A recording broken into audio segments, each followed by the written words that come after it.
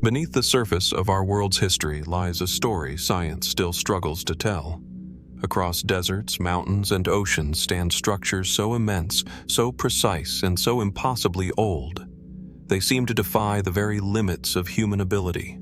Colossal stones, each weighing hundreds of tons, stacked with surgical precision. Forgotten cities carved into living rock. Mysterious towers, tombs, and temples aligned to the movements of the stars. How were these feats achieved thousands of years ago without the machines we rely on today? Who built them, and why? Were they monuments of forgotten civilizations? Silent messages left by ancestors we barely understand? Or do they hint at an ancient knowledge long since lost to time? Tonight, we journey into a world where history blurs with mystery. From the windswept ruins of Peru to the hidden tombs of Arabia, from the megalithic walls of Turkey to the sunken cities beneath the sea, every stone tells a story that challenges what we think we know. So sit back, relax, and prepare for more than 3 hours of the most baffling, awe-inspiring ancient structures science still cannot explain.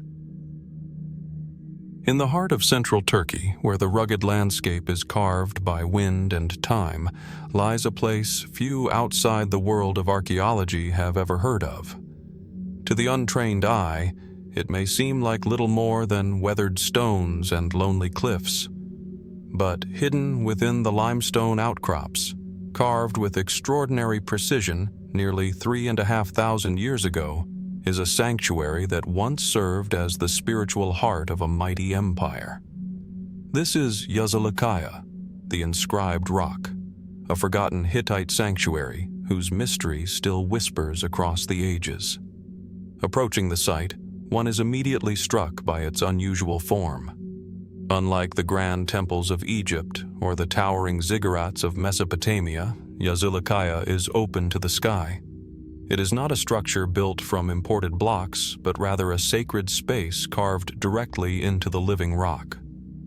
2 large courtyards, cut between natural cliffs, are lined with rows of carved figures, hundreds of them. Gods and goddesses, warriors, kings, and strange beings stand shoulder to shoulder, their outlines worn by centuries of wind and rain, yet still strikingly powerful. Here, we are not standing in a place of mere ritual, but inside a cosmic diagram. To the Hittites, who flourished in Anatolia during the 2nd millennium BCE, Yazılıkaya was more than a sanctuary. It was the universe itself, ordered, mapped, and preserved in stone. Mainstream archaeology tells us that the sanctuary was built around the 13th century BCE, during the reign of the great king Tudela IV. It was dedicated to the storm god Teshub, his consort Hebat, and the pantheon of deities who guided the Hittite world. In its carvings, scholars have identified processions of divine figures, 30 male gods marching in unison, 12 underworld deities, and even representations of celestial powers. Some suggest that the sanctuary may have been used for New Year ceremonies, linking the cycles of the heavens to the cycles of earthly kingship. But as with so many ancient places, the deeper we look, the more elusive the truth becomes. What were the Hittites trying to capture here, in this carved sanctuary open to the skies? The figures seem to march toward each other, 2 processions meeting at a central point. Some researchers see this as a symbolic union of cosmic forces, order and chaos, heaven and earth. Others suggest that the carvings record astronomical cycles, that the sanctuary itself may have functioned as a kind of observatory. Indeed, several of the reliefs appear to align with the rising and setting of stars at specific times of the year. Could this be a calendar etched in stone, designed to measure not just seasons but entire cosmic ages? There are more puzzling details. Among the gods are strange hybrid creatures, some with lion heads, others with bird-like features, their forms both human and animal.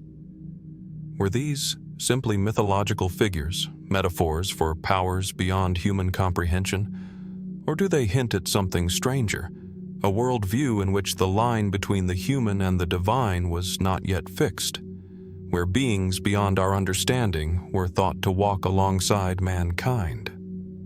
The sanctuary also seems to divide into two distinct chambers, often referred to as Chamber A and Chamber B. The first is dominated by processions of gods, orderly and clear. The second, darker and more secluded, holds a different atmosphere. Here, the reliefs are fewer, but they include depictions of underworld deities, guardians, and the image of King Tudaliya himself embraced by a god, an eternal union of mortal and divine. Some scholars believe this second chamber may have served as a royal funerary cult, a place where the deceased king was ritually bound to the gods, ensuring his immortality. Yet no burials have ever been found. Was it truly a tomb, or something else entirely? Alternative theories have emerged over time, some more speculative than others. A few researchers have proposed that Yazılıkaya encodes advanced astronomical knowledge, with its panels representing the lunar cycle, eclipses, and even the precession of the equinoxes. If true, this would place the Hittites among the earliest astronomers in human history, capable of mapping the heavens with extraordinary accuracy. Others see in its carvings echoes of even older traditions, suggesting that the Hittites may have inherited the sanctuary from a forgotten civilization, adapting it to their own religious worldview. There are even those who speculate, carefully and often at the margins of mainstream thought, that Yazılıkaya might be part of a broader pattern, a global network of ancient sanctuaries built not only for worship, but for aligning humanity with forces we have long since lost. Could this sanctuary, with its enigmatic carvings, represent an attempt to bridge the earthly and the cosmic, to synchronize human society with the movements of the stars? Standing among the reliefs today, one feels both the clarity of their form and the weight of their mystery. Each figure is both familiar and alien, their silent gazes frozen in stone, as if guarding secrets we are not yet ready to understand. The Hittites themselves left few records, and within a century of Tudaliya's reign, their empire collapsed, their language fading into obscurity. The sanctuary remained, carved into the cliffs, waiting. What, then, does Yazılıkaya truly represent? Was it a temple to the gods, a tomb for kings, a calendar of the heavens, or a message written in stone for future generations to uncover? Perhaps it was all of these at once. Or perhaps it was something else entirely, something we have not yet conceived. The winds still move through its courtyards. The sun still casts shadows across the carvings at certain times of the year. And the gods of Yazılıkaya still stand in silence, their meaning as elusive now as it was 3,000 years ago. As we leave this forgotten sanctuary, one question lingers in the air. What knowledge did the Hittites carve into these stones, and why has it remained hidden for so long? In the rugged heart of central Afghanistan, where the winds sweep across the barren cliffs of Bamiyan, there once stood two of the world's most extraordinary monuments.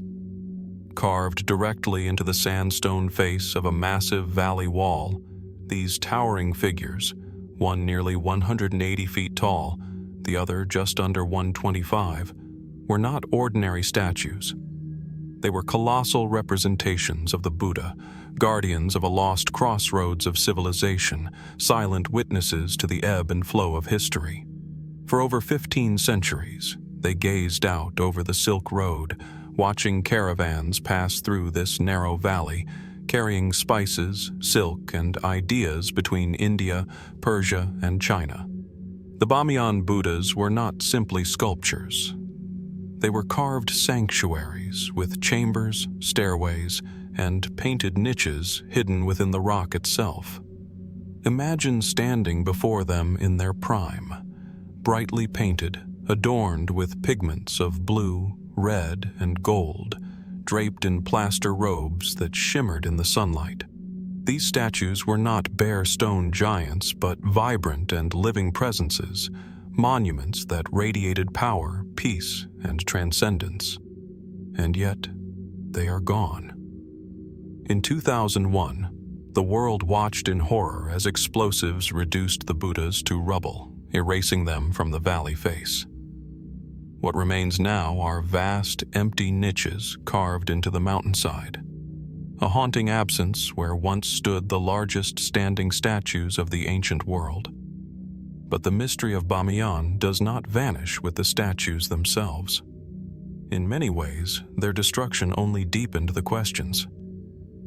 How did artisans over 1,500 years ago, with limited tools, carve such enormous and intricate figures into sheer cliff faces? Why here, in this isolated valley in Afghanistan, so far from the heartlands of Buddhist culture? And perhaps most intriguing of all, what secrets may still lie hidden in the caves and tunnels carved around them? Archaeologists have discovered fragments of ancient murals within the niches, paintings of celestial beings, landscapes, and even reclining Buddhas painted across ceilings. Some of these murals were created using techniques far ahead of their time.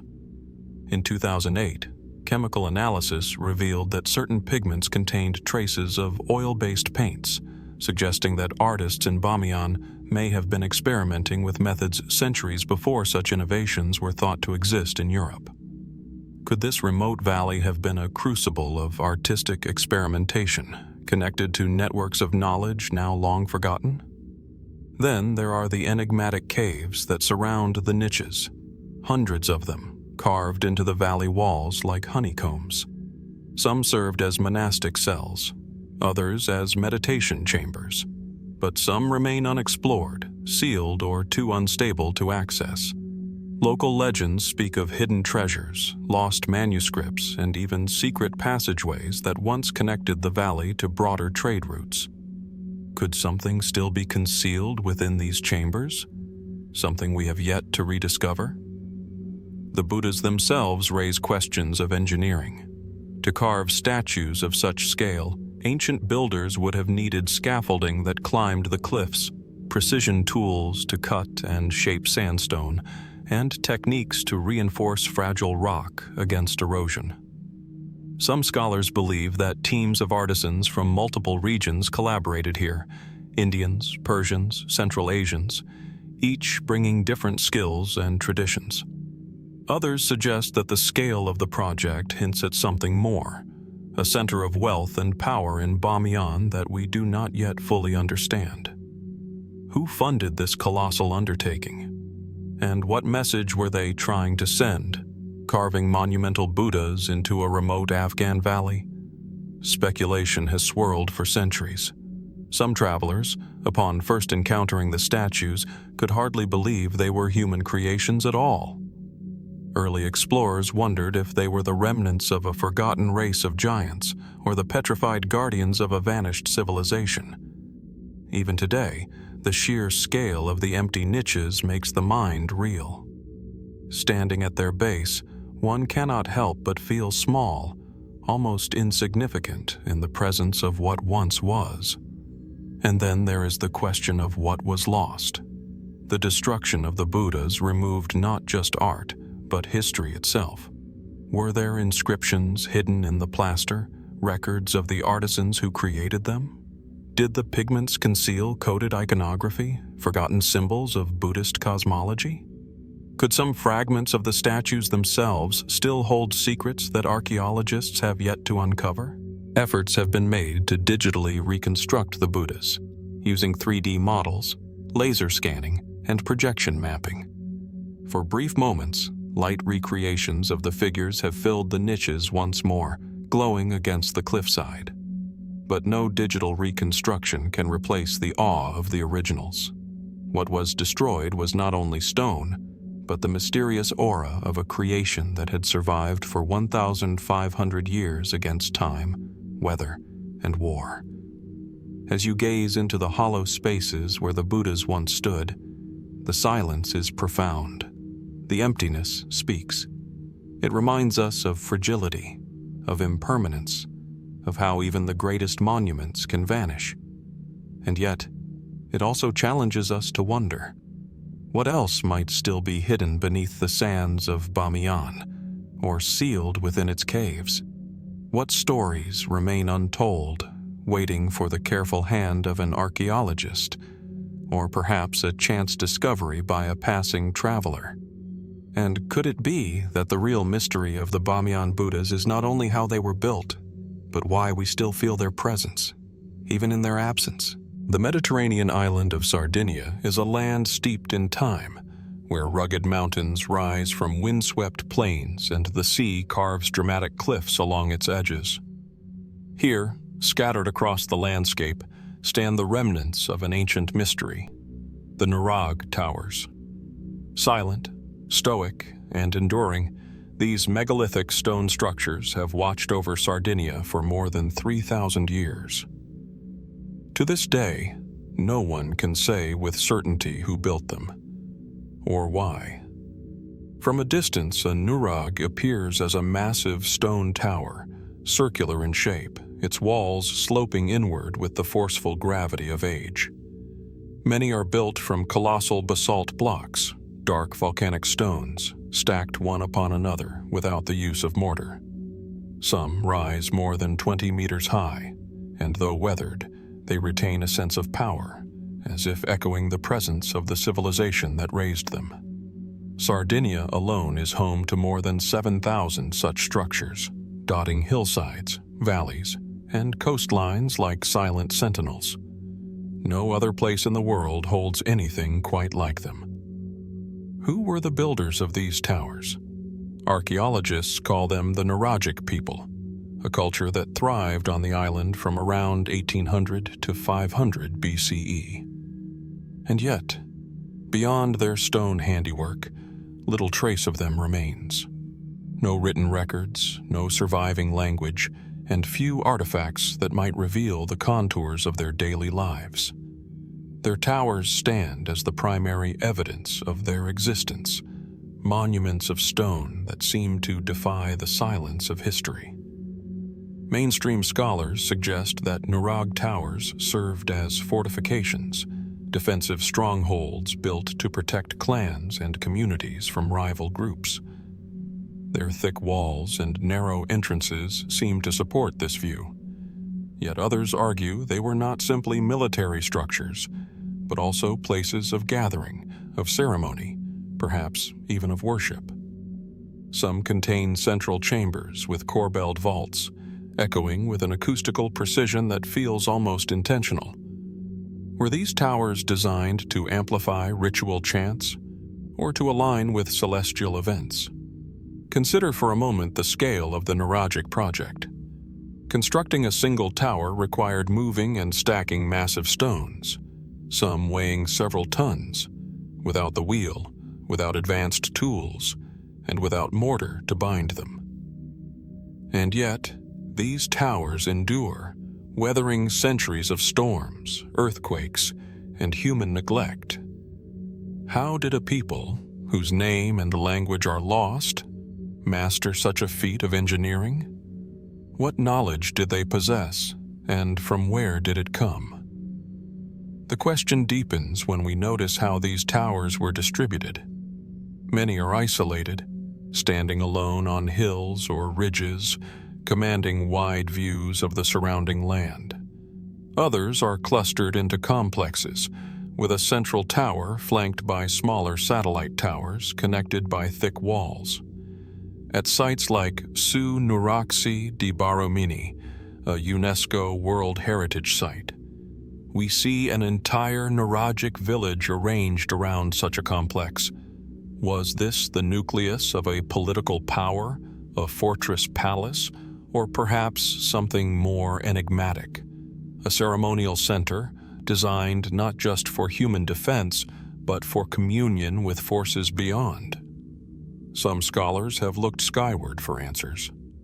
Certain Nuraghe appear to align with the movements of stars and solstices. The corbelled inner chambers open upward toward the heavens, as though the builders sought to link their stone creations with the celestial order. Was astronomy woven into the very fabric of their architecture? And if so, was it practical, measuring the seasons for agriculture, or was it spiritual, a way of binding human lives to the cycles of the cosmos? The silence of history leaves only questions. Then there is the cultural mystery. Sardinia, positioned in the heart of the Mediterranean, was a crossroads for ancient peoples. Phoenicians, Carthaginians, Romans, and Greeks all touched its shores. But the Nuragic culture predates them, and its origins remain uncertain. Some propose that the Nuraghe builders were an indigenous group unique to Sardinia, who developed in isolation. Others suggest outside influence, links to the Mycenaeans, the Minoans, or even seafaring peoples whose names have been lost. Could the Nuragic people have been connected to the so-called Sea Peoples, the enigmatic marauders who destabilized the eastern Mediterranean around 1200 BCE? Or were they a civilization entirely of their own, who rose and fell without leaving so much as a written word? The absence of records only sharpens the enigma. While the Egyptians carved hieroglyphs and the Sumerians inscribed clay tablets, the Nuragic people left no writing behind. Were they illiterate, or did they possess forms of communication that simply have not survived? Some have even suggested that fragments of lost languages might be hidden in Sardinian oral traditions, folk songs, or place names, echoes of a vanished world. But so far, the mystery remains unsolved. Standing before a Nuraghe today, one cannot help but feel a sense of presence, as though the stones themselves remember. The towers are not ornamental. They are massive, functional, enduring.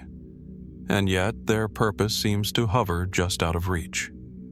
Are we looking at fortresses of survival, or at temples of a forgotten faith? Were these towers symbols of power, or markers of something far more profound, an attempt to bridge the human and the eternal? Speculation runs wide. Some fringe theories suggest the Nuraghe were part of an ancient energy network, tapping into telluric currents running beneath the earth. Others see them as proto-observatories, mapping the skies long before Greek or Roman astronomy. Still others whisper of lost civilizations, older than we dare admit, leaving behind fragments of their knowledge in stone. Such theories may never be proven, but they testify to the enduring fascination of these towers, that even now, after millennia, they provoke imagination as much as they inspire research. And so the Nuraghe stand, scattered across Sardinia like a message in an undeciphered script. They are reminders that not all histories are written in words. Some are carved in stone, left to weather the centuries, waiting for those who come later to ask questions, even if answers never arrive. What did the Nuragic people see? What did they know that led them to raise these enduring towers? Were they simply building fortresses, or were they trying to tell us something we have yet to understand? The truth, like the towers themselves, remains anchored in silence, an ancient puzzle rising from the heart of the Mediterranean, its meaning still hidden in the shadows of time. High in the rugged landscapes of the Caucasus, where jagged mountains rise and mists cling to forested valleys, ancient stones stand in silent defiance of time. Scattered across the hillsides of southern Russia and Georgia are hundreds, perhaps thousands, of megalithic monuments known simply as dolmens. To the untrained eye, they might appear as crude stone huts, assembled from massive slabs of rock. But a closer look reveals something far more deliberate and far more mysterious. Each dolmen is formed with remarkable precision, large stone slabs fitted together to create a chamber, sealed with a massive capstone, and often featuring a circular entrance hole carved into the facade. Some are arranged in solitary isolation, hidden deep in the forests, while others form clusters, silent, abandoned villages of stone whose builders are long forgotten. The people who once created these structures left no written records, no legends, and no clear explanations. Yet the dolmens endure, whispering of a culture whose identity remains veiled by time. Mainstream archaeology places their construction somewhere between the 3rd and 2nd millennium BCE. That would make them roughly contemporary with Stonehenge in Britain, the pyramids of Egypt, and the great ziggurats of Mesopotamia. But unlike those iconic monuments, the dolmens of the Caucasus have been left on the margins of history. Few outside the region even know they exist, and those who study them find themselves confronted with more questions than answers. What, for instance, was their purpose? The most widely accepted theory is that they served as tombs or burial chambers. Indeed, excavations at some sites have uncovered human remains, pottery, and fragments of tools, suggesting that at least some dolmens were funerary in nature. But the evidence is inconsistent. Many dolmens have been found completely empty. Others appear to have been looted in antiquity, their secrets stolen long ago. And still others contain no traces of human occupation at all, leaving their function entirely uncertain. Then there is the matter of construction. The dolmens are built from huge stone blocks, some weighing several tons, which were somehow transported and positioned with extraordinary accuracy. The circular portholes cut into the entrance slabs are particularly puzzling. Perfectly round, often just large enough for a person to crawl through, they display a level of craftsmanship that seems to exceed the simple tools of the Neolithic world. How did these ancient builders manage such precision without metal drills or advanced instruments? Were these openings symbolic gateways between worlds? Or were they practical, allowing access to the chamber for ritual purposes before being sealed? The enigma deepens when we consider the scale of the phenomenon. Over 3,000 dolmens are believed to exist in the Western Caucasus alone, stretching across a wide swath of territory from the Black Sea coast to the foothills of the mountains. Such distribution suggests a thriving and organized culture, capable of coordinating monumental construction over centuries. Yet in the archaeological record, that culture seems to vanish without a trace. Who were these people? Where did they come from? And why did their traditions end so abruptly? Some scholars point to parallels with megalithic traditions in Europe and the Near East, hinting at a shared cultural impulse that spanned continents. Others suggest the dolmens may be the isolated achievement of a local people, their techniques evolving independently in the shadow of the Caucasus peaks. But the possibility remains that we are missing something, an unseen connection, a forgotten migration, or a chapter of prehistory yet to be uncovered. Of course, where mystery thrives, speculation follows. Local folklore speaks of giants who roamed the land in antiquity, building the dolmens as their homes or as places of worship. Others believe they were portals, gateways not just for the dead, but between realms of existence. In recent years, fringe theories have proposed everything from lost civilizations with advanced technology to extraterrestrial involvement, citing the sheer number of dolmens and the inexplicable effort required to construct them. Such ideas remain beyond the scope of conventional science, yet they resonate with a public eager to find meaning in the silence of stone. Adding to the puzzle are the alignments. Some researchers claim that certain dolmens appear to be oriented with astronomical precision, their entrances facing solstices or equinoxes. If true, this would suggest a sophisticated understanding of the sky, an ancient cosmology encoded in stone. Others, however, argue that such alignments may be coincidental, born of practical necessity rather than celestial design. Without definitive evidence, the debate lingers unresolved. And then there is the haunting presence of the dolmens themselves. Standing before one, deep in the forests of the Caucasus, the air is thick with a sense of the uncanny. The stones are weathered and cracked, yet the structures remain intact, as though defying the very passage of time. Moss creeps across their surfaces. Roots entwine their bases. The forests reclaim them, but cannot erase them. To step into one of these chambers is to step out of time, to feel the weight of an ancient silence pressing close.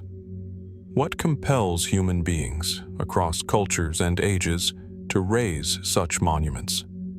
Was it the fear of death, the hope of immortality, or the desire to mark a connection between earth and sky? Did these dolmens serve as tombs, temples, or something beyond our comprehension?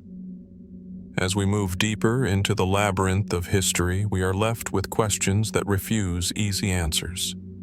The dolmens of the Caucasus remain enigmas carved in stone, monuments whose builders are gone, but whose presence lingers like an echo from a forgotten age. Perhaps they are tombs, perhaps they are temples, or perhaps they are something we have yet to imagine. What truths lie buried beneath these mountains, still hidden in the soil of the Caucasus? And when, or if, they are uncovered, will we finally understand the minds that shaped these stones? Or will the dolmens continue to guard their silence, leaving us only with wonder? Along the northern coast of Morocco, where the Atlantic Ocean meets the fertile plains of the Lixus River Valley, lie the ruins of a city that has fascinated travelers and historians for centuries, Lixus. Perched atop a rocky promontory overlooking the river, the site spreads across rolling hills and terraces, blending natural cliffs with the remnants of human construction. From a distance, Lixus appears almost as a mirage, stone foundations and crumbling walls rising from the haze of centuries, hinting at a grandeur long since vanished. Lixus is among the oldest settlements in North Africa, with its origins stretching back millennia. Archaeological evidence suggests that Phoenicians arrived here as early as the first millennium BCE, drawn by the river, the fertile lands, and the proximity to the sea. Later, Carthaginians and Romans left their mark, weaving layers of culture over the original foundations.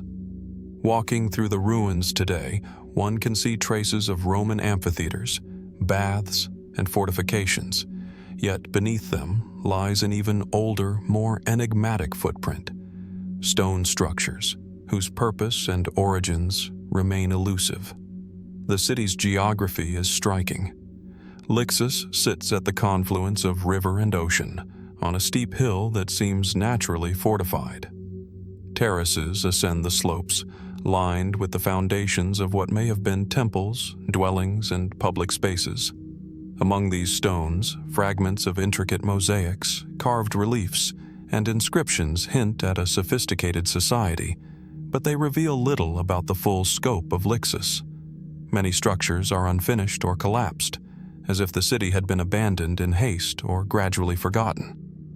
Scholars generally agree that Lixus was a vital center of trade and culture, linking inland communities with Mediterranean merchants. Its strategic location allowed it to prosper, exporting goods such as fish, grain, and the famed Tyrian purple dye.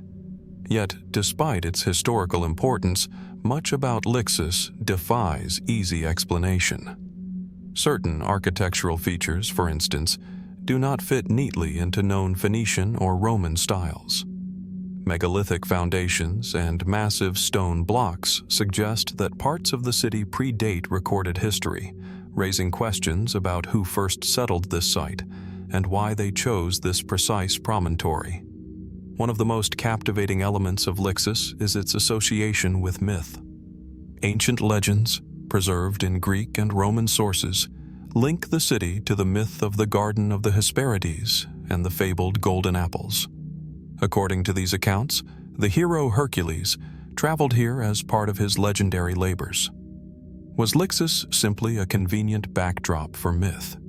Or could the legends contain a kernel of truth, hinting at a location so significant that it inspired stories passed down through generations?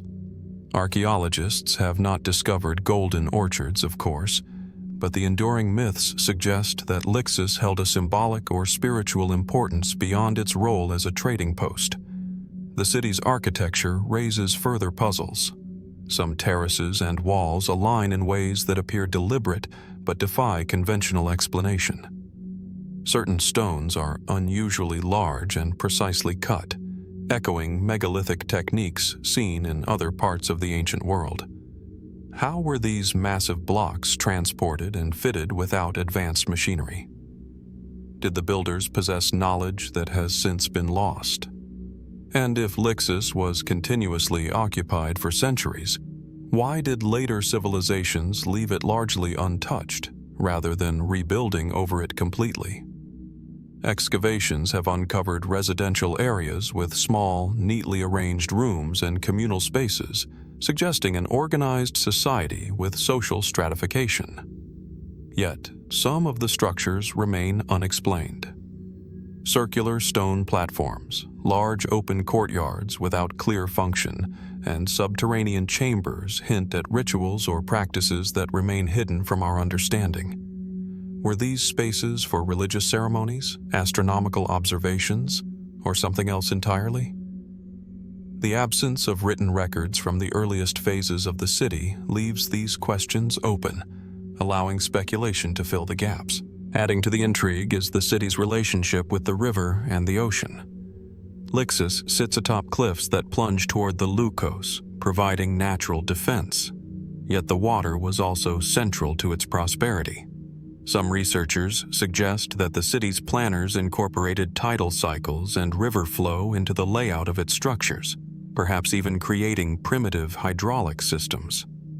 Could the city's builders have had knowledge of water management and engineering that surpassed what we typically attribute to the Phoenicians of the era?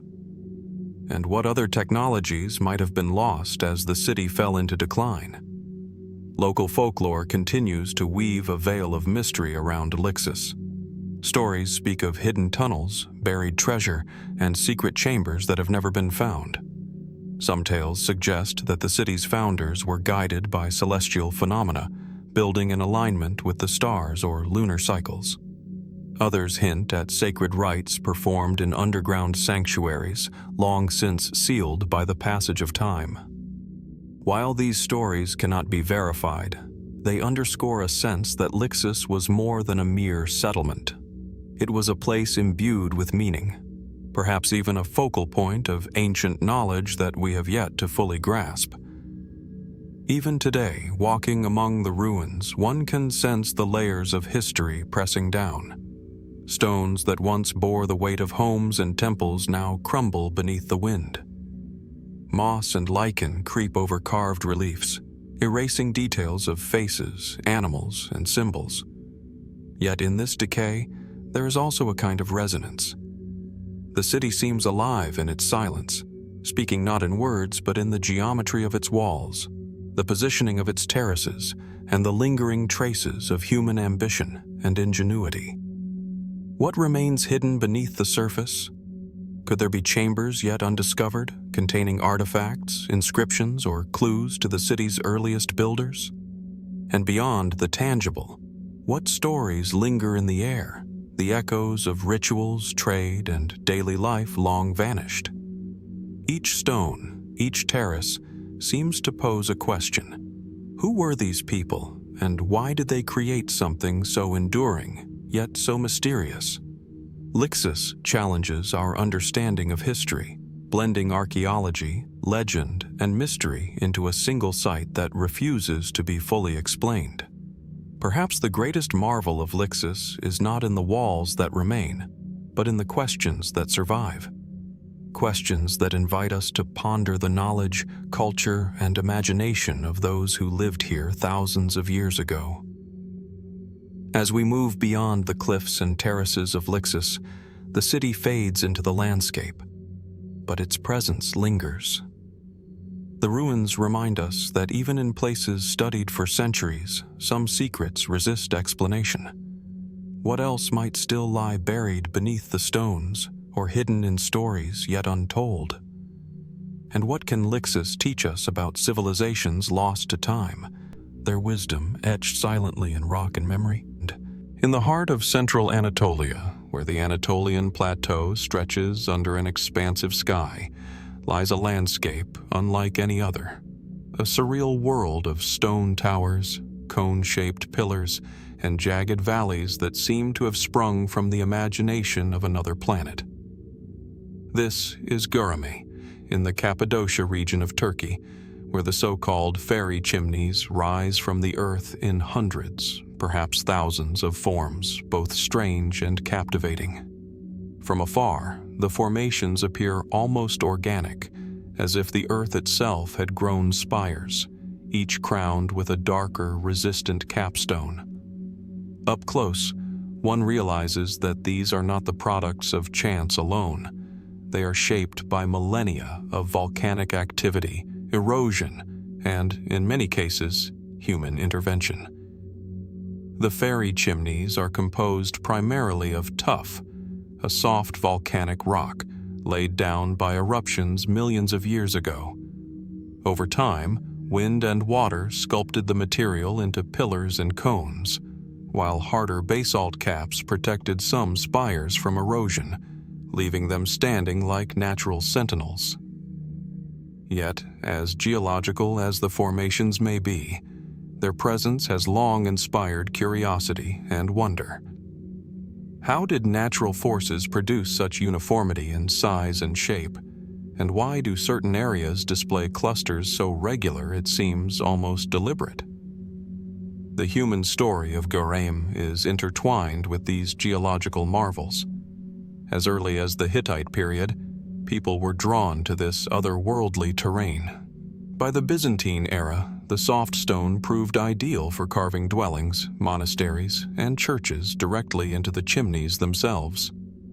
Walking through Göreme today, one can explore labyrinthine networks of rooms, chapels adorned with frescoes, and hidden passageways that ascend through the spires. These structures reveal a society that adapted seamlessly to its environment, transforming natural formations into functional and sacred spaces. Yet, the scale of human modification is itself mysterious. Some chimneys reach 30 meters or more, with interiors that suggest careful planning and engineering. How did early inhabitants manage to hollow such massive towers safely, carving stairs, niches, and chambers without collapsing the structure? And why were certain formations chosen over others? Some chimneys contain elaborate frescoes depicting saints and biblical scenes, while neighboring pillars remain untouched, almost as if left intentionally blank. Was there a symbolic reasoning behind which stones were transformed and which were left natural? Beyond their human use, the formations themselves invite speculation.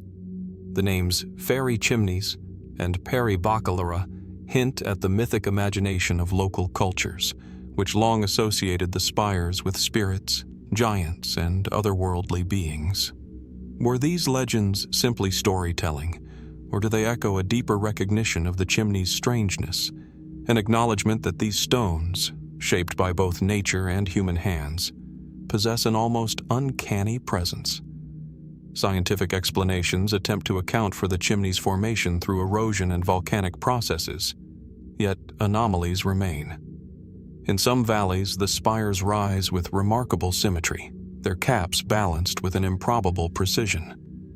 In others, concentric rings or unusual hollows suggest patterns that are difficult to explain purely through natural forces. Could there have been additional methods employed by ancient peoples to stabilize or shape the pillars, techniques now lost to history? Or might these formations reflect geological phenomena that we still only partially understand? Archaeologists also note that Göreme was more than a collection of dwellings.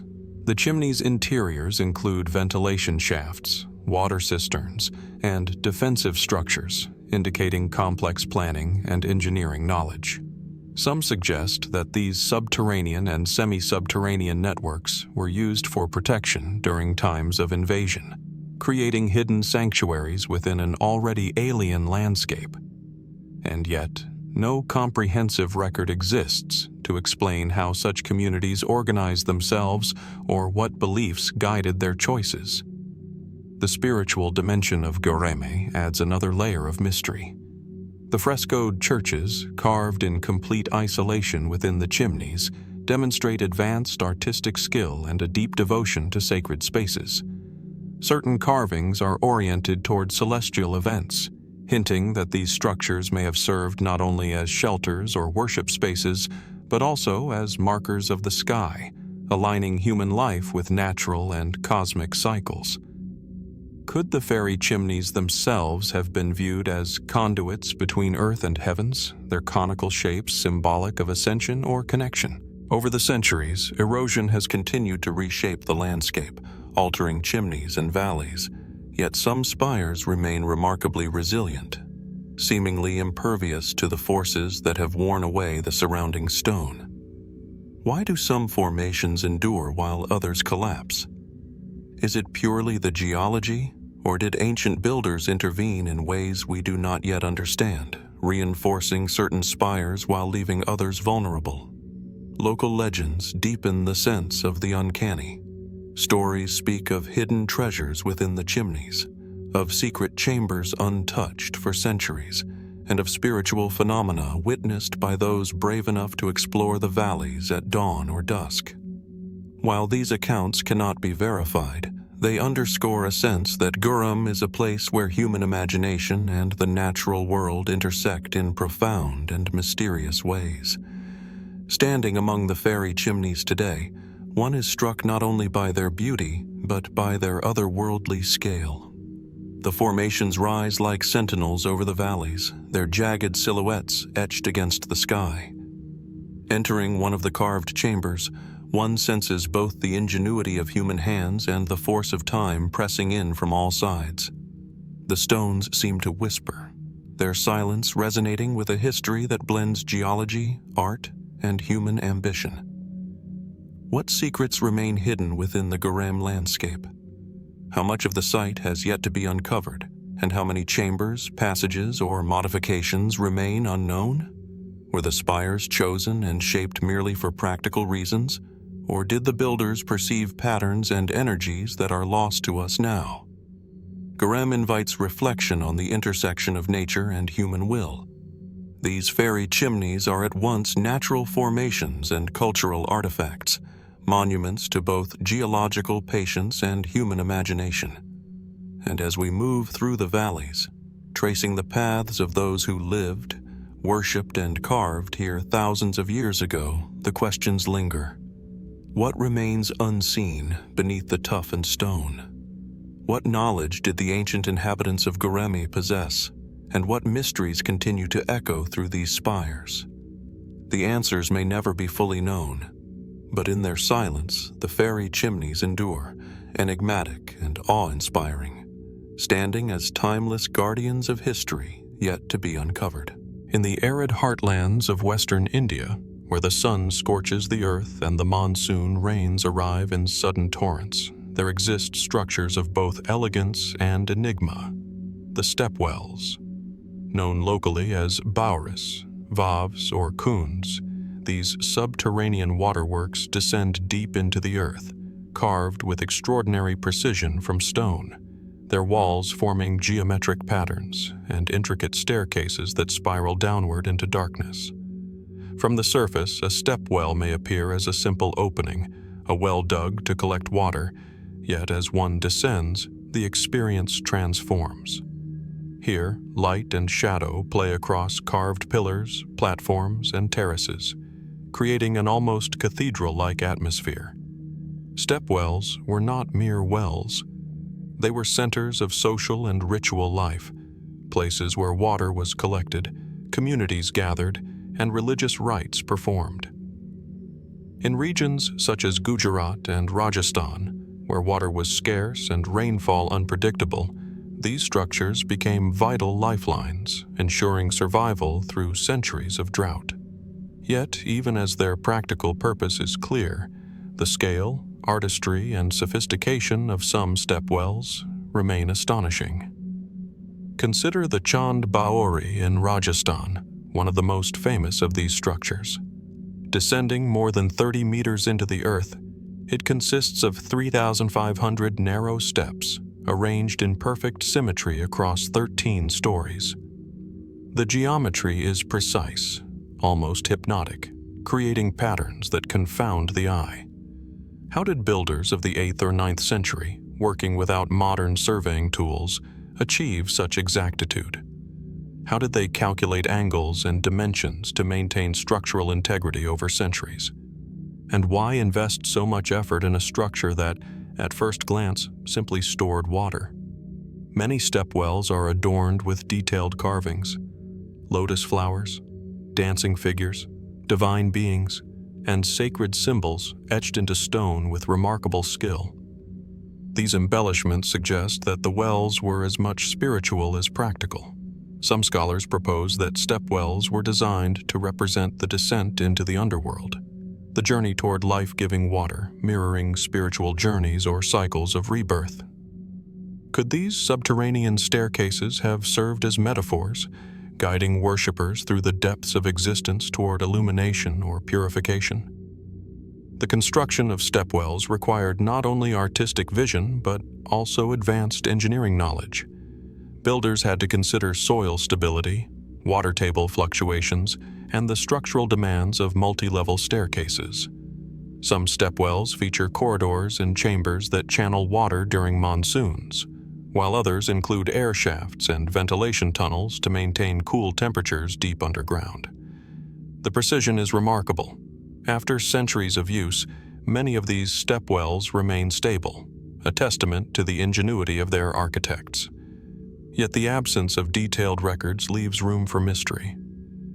How was such technical knowledge developed and transmitted in societies that left few written documents? And what other secrets may lie in unexcavated or forgotten stepwells, hidden beneath layers of soil and vegetation? Stepwells also occupy a liminal space in history. While some were commissioned by kings or wealthy merchants, others seem almost anonymous, constructed by communities whose names have been lost. Some were designed purely for public use, while others were private, attached to palaces or temples. This variation suggests a society deeply attuned to both the practical and symbolic power of water, yet much about their cultural significance remains unknown. Were some stepwells intended to encode cosmological knowledge, astronomical alignments, or sacred numerology? Did the precise symmetry of their steps and chambers hold meanings now forgotten? As one descends into the cool shadows of a stepwell, the silence is profound.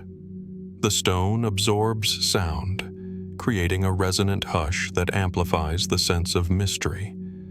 Light from the narrow opening above illuminates tiers of steps, revealing sculpted niches and platforms.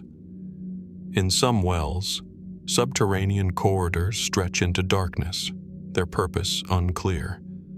Were they storage chambers, secret escape routes, or ceremonial spaces? And if some tunnels remain unexplored, what might they conceal? Artifacts, inscriptions, or forgotten rituals? The mysteries of stepwells extend beyond their structure to their historical context. Many were built during periods of political fragmentation, when local rulers asserted power through monumental projects. Others were constructed during times of religious or social transformation, suggesting that the act of building a stepwell may have carried multiple layers of meaning: political, spiritual, and practical.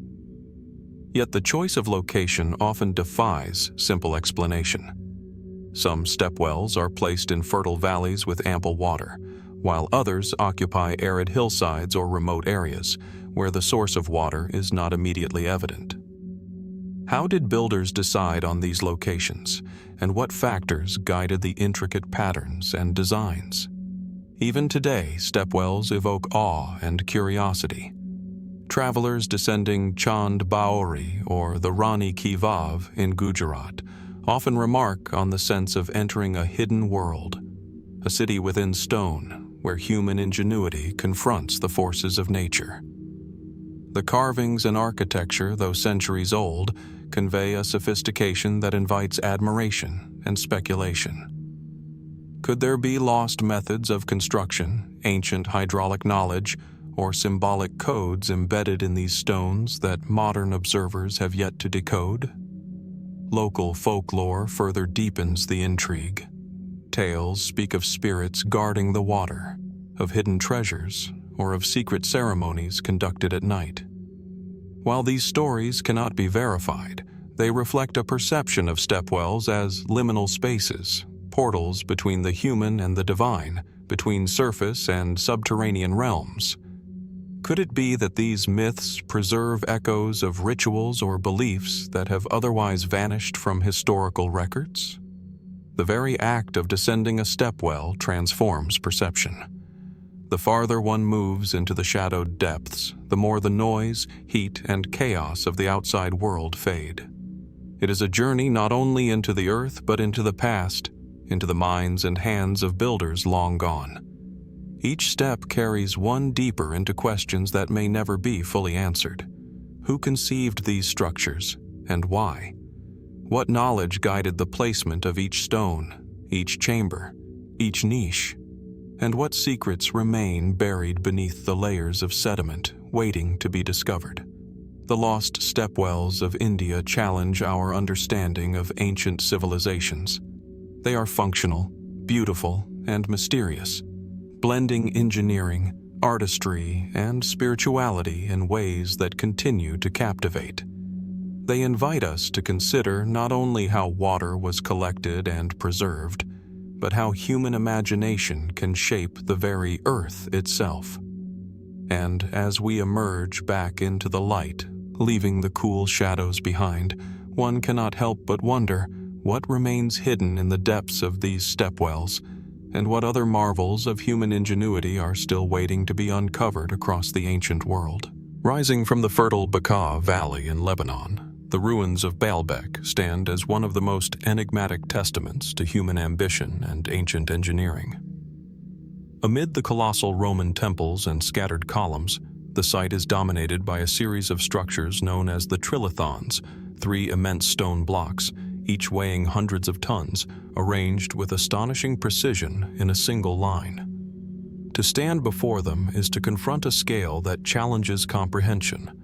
The largest among them stretches over 19 meters in length, towers several meters high, and rests on foundations of equally massive stones, their sheer size dwarfing anything else nearby.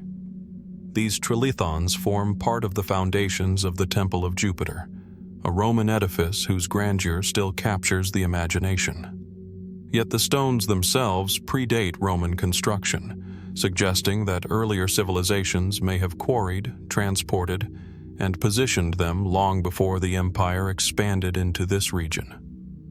The question that has perplexed historians and engineers alike is simple yet profound. How were these stones moved, lifted, and aligned with such precision in a world without modern cranes or machinery? Archaeological evidence indicates that the stones were cut with astonishing accuracy. Tool marks, grooves, and chamfered edges demonstrate a level of craftsmanship that would be impressive even today. Some researchers propose that sledges, rollers, and lubricated tracks may have been used, but the logistics of moving such immense masses, some estimates place individual stones at over 800 tons, remain difficult to reconcile with known ancient technologies. Were their techniques now lost to history? Perhaps methods of leverage or mechanical engineering that surpass what we attribute to civilizations of the Bronze or Iron Age? The location itself adds to the mystery. Baalbek sits atop a plateau, and the stone quarries believed to supply the Trilithons are several kilometers away. Transporting these enormous blocks across uneven terrain would have required extraordinary coordination, labor, and knowledge of physics. How did ancient builders ensure the stones did not fracture under their own weight during the journey? And once on site, how were they maneuvered into exact alignment with their massive companions, forming the foundation of a temple that would endure millennia? Mainstream scholarship situates the construction of the Temple of Jupiter in the Roman period, roughly between the 1st and 3rd centuries CE. However, the sheer scale of the Trilithons suggests knowledge and capability that may have roots in earlier undocumented cultures. Some theorists speculate that Baalbek represents a continuity of monumental building traditions, passed down through generations, perhaps originating in the Neolithic or Bronze Age. Could this site be evidence of a lost knowledge of megalithic construction, preserved and refined over centuries. Beyond engineering, the Trilithons evoke questions of purpose and symbolism. Temples are not merely functional, they embody ideology, power, and cosmology. The placement of these enormous stones, aligned precisely with the axis of the temple complex, hints at an intention to impress, to convey authority, and perhaps to connect with celestial or terrestrial energies. Were the builders guided purely by religious devotion, by an understanding of sacred geometry, or by an ambition to leave a permanent mark on the landscape? Theories abound, some conventional, others more speculative. A number of researchers have suggested that the site's magnitude may have been designed to awe and intimidate, establishing Baalbek as a focal point of political and spiritual power. Others have observed potential astronomical alignments, noting that certain walls and pillars correspond with solstices or cardinal points. Could the Trilithons themselves have functioned as markers for the sun, the stars, or seasonal cycles? And if so, what knowledge of astronomy did the ancient builders possess, and why is there so little written evidence of it? The human cost of such constructions is also staggering to contemplate. Moving and placing these stones would have required thousands of laborers, meticulously organized teams, and sophisticated logistical planning. Yet no records survive to describe the process. Did these builders rely on slave labor, specialized artisans, or a combination of both? Were there rituals and ceremonies accompanying each placement, perhaps intended to ensure divine favor or to sanctify the stones themselves? Local legend, too, contributes to the aura of mystery. Tales speak of Baalbek as a place touched by the divine, where giants or gods may have walked, arranging stones with hands of supernatural strength. While these accounts cannot be verified, they reflect a cultural perception of the site that resonates with its extraordinary scale. Even today, visitors feel a sense of awe and disbelief when standing before the Trilithons, as if the earth itself had been sculpted by forces beyond human capability. In addition to the Trilithons themselves, the surrounding megaliths, some of which remain in situ, others abandoned in quarries, raise further questions. Why were certain stones left untouched, while others were transported and incorporated into temple foundations? Does this imply an unfinished project, a shift in cultural or political priorities, or perhaps a deliberate choice to leave some formations in their natural state? And what of the stones that lie partially carved, awaiting placement, yet never moved? Do they offer clues to techniques or intentions now lost to history? The mysteries of Baalbek extend beyond the physical to the philosophical. Standing amid these colossal stones, one cannot help but reflect on the audacity, ingenuity, and vision of their creators. How much knowledge, now forgotten, was required to conceive and execute such a project? What drove societies to devote immense resources to monuments that served both spiritual and symbolic purposes, transcending simple function? And what does Baalbek tell us about human ambition, the desire to touch the heavens, and the pursuit of permanence in an impermanent world? Even as modern technology allows for detailed analysis of the stones, quarries, and construction methods, some questions remain. Are there hidden chambers, foundations, or alignments yet to be discovered? Could new techniques, lost over centuries, reveal themselves through careful study? And, most provocatively, might Baalbek represent a continuum of knowledge that predates the Romans entirely, a window into civilizations whose full capabilities we have yet to comprehend? The Trilithons of Baalbek endure, silent yet imposing, challenging every assumption about the limits of ancient engineering. Their presence demands contemplation, inspiring awe, curiosity, and, inevitably, wonder. As we step back from the plateau and gaze across the Bekaa Valley, the stones remain, guardians of a mystery that continues to captivate scholars, travelers, and dreamers alike. What truths lie hidden in their colossal forms, and what lessons about human ingenuity and ambition have yet to be uncovered? Hidden within the rugged cliffs of the Western Ghats in Maharashtra, India, the Ajanta caves unfold like a secret preserved by time. Carved into the horseshoe-shaped gorge above the Waghur River, these rock-cut sanctuaries emerge from the cliffside with a quiet majesty, their entrances framed by shadows and light that shift with the sun's movement across the valley. From a distance, the caves appear as mere hollows in the stone, but as one draws closer, their intricacy becomes evident. Elaborately carved facades, intricate pillars, and sculpted figures hint at a civilization capable of extraordinary artistry and engineering. The cliffs themselves, layered with ancient basalt, serve both as the canvas and the protective shell for these sacred spaces, creating a harmony of natural and human-made architecture that continues to captivate visitors millennia later. Scholars generally date the earliest caves to the 2nd century BCE, with work continuing intermittently for several centuries under the patronage of Buddhist monks and rulers. Ajanta served as a monastic complex and a place of devotion, housing monks, travelers, and pilgrims. Yet despite centuries of study, many aspects of Ajanta remain enigmatic.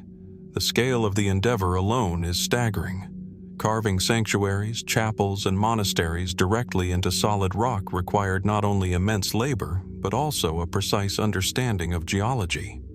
How did the artisans ensure structural integrity while creating expansive halls, soaring ceilings, and deep sanctums?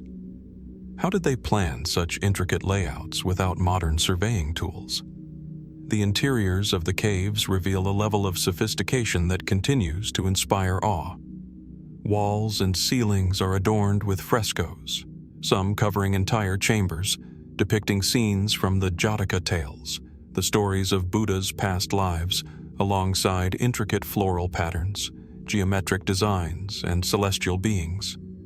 These murals are vibrant, their colors remarkably preserved despite the passage of time and exposure to the elements. How were such pigments developed and applied with such precision onto uneven rock surfaces? And what techniques allowed the artists to maintain consistent perspective and proportion across vast, curved walls? Carvings within the caves are equally extraordinary. Figures of the Buddha, bodhisattvas, and attendants emerge from the rock with a lifelike presence, as though the stone itself had been coaxed into motion. The depth of detail, the folds of robes, the serene expressions, the careful alignment of hands and feet, suggests not only artistic skill but also a deep understanding of anatomy, proportion, and the subtle interplay of light and shadow. Could the creators of Ajanta have possessed knowledge of geometry and optics that was sophisticated even by modern standards? Ajanta's caves also exhibit architectural ingenuity. Chaitya halls, designed for congregational worship, feature vaulted ceilings supported by intricately carved columns. The design incorporates acoustics that amplify chanting, allowing the voice of a single monk to resonate throughout the hall. The structural calculations necessary to create these halls, balancing weight, rock density, and spatial volume, remain a topic of fascination. How did ancient builders achieve this without written manuals or advanced mathematical tools? Were there lost traditions of engineering embedded within these designs, techniques that vanished alongside the societies that created them? Water management, too, played a vital role in Ajanta's planning. Rainwater collected from the plateau above was directed into channels and cisterns, ensuring that the monastic community had a reliable supply throughout the year. These systems demonstrate a careful observation of the environment and an intimate understanding of hydrology. Yet, in many ways, the subterranean labyrinths of Ajanta remain only partially understood. Hidden chambers, niches, and stairways suggest spaces that served functions now lost to history. Were some chambers intended for meditation, initiation, or esoteric rituals? Could there be undiscovered passages or rooms that hold further secrets of the monks' daily and spiritual lives? The murals themselves also pose questions about Ajanta's cultural and historical connections. Some paintings depict exotic figures, architectural forms, and landscapes that suggest influence from distant regions, perhaps reflecting trade networks or pilgrimages that reached across India and beyond. How did ideas, styles, and motifs travel across vast distances in an era without modern transportation? What does this exchange tell us about the interconnectedness of ancient societies and the spread of religious and artistic traditions? The cave's placement within the gorge adds another layer of mystery. The builders selected specific rock faces, orientations, and elevations, often taking advantage of natural light to illuminate interiors at particular times of day. Could there have been symbolic reasons for these choices, aligning spaces with the sun, moon, or stars to mark religious observances or celestial cycles? And what knowledge guided the selection of certain caves for specific purposes, residences, worship, meditation, or artistic display within this sprawling complex? Ajanta also speaks to a society capable of integrating natural and spiritual landscapes. The cliffs themselves were not simply a medium for construction, but a partner in the architectural vision. Pillars rise from the same rock as the floor and ceiling, and facades carve into the natural contours of the gorge. How did the artisans conceptualize such a harmonious relationship between nature and human design? Did the shape of the rock inspire the art and architecture? Or did spiritual and aesthetic goals dictate how the rock should be carved? Local legends and oral traditions add another dimension to Ajanta's mystery. Tales speak of divine inspiration, of monks who achieved extraordinary feats of craftsmanship and devotion, and of hidden wisdom encoded in the murals and inscriptions. While these stories cannot be verified, they highlight the perception of Ajanta as a space that transcends ordinary human capability. Could it be that the site preserves knowledge, symbols, or rituals that modern observers cannot fully decode? The sheer scope of the cave's preservation and rediscovery adds to their intrigue. Abandoned and gradually forgotten by the outside world after the 7th century CE, Ajanta lay hidden for nearly 1,000 years until its rediscovery in the 19th century. The isolation preserved murals and carvings that might otherwise have been lost, yet it also left gaps in historical knowledge. Who were the artisans behind the earliest caves? What organizational systems allowed such sustained, multi-generational construction? And how much more might lie buried, hidden within the rock or obscured by centuries of natural erosion? Descend into the caves, and a profound sense of silence and time emerges. The air is cool and still, carrying whispers of centuries past. Every carved figure, painted scene, and meticulously hewn stone seems to speak across generations, inviting contemplation and reflection. What did the monks hope to convey through these spaces? Were they building for the living, for spiritual eternity, or for some greater cosmic understanding? And in what ways might we, as modern observers, be missing messages encoded in color, line, and proportion? Ajanta challenges our assumptions about the past. It is a place where human ingenuity, devotion, and artistry converge in ways that continue to defy complete explanation. The caves are at once practical, sacred, and aesthetic, blending engineering, visual storytelling, and spiritual purpose into a single, harmonious complex.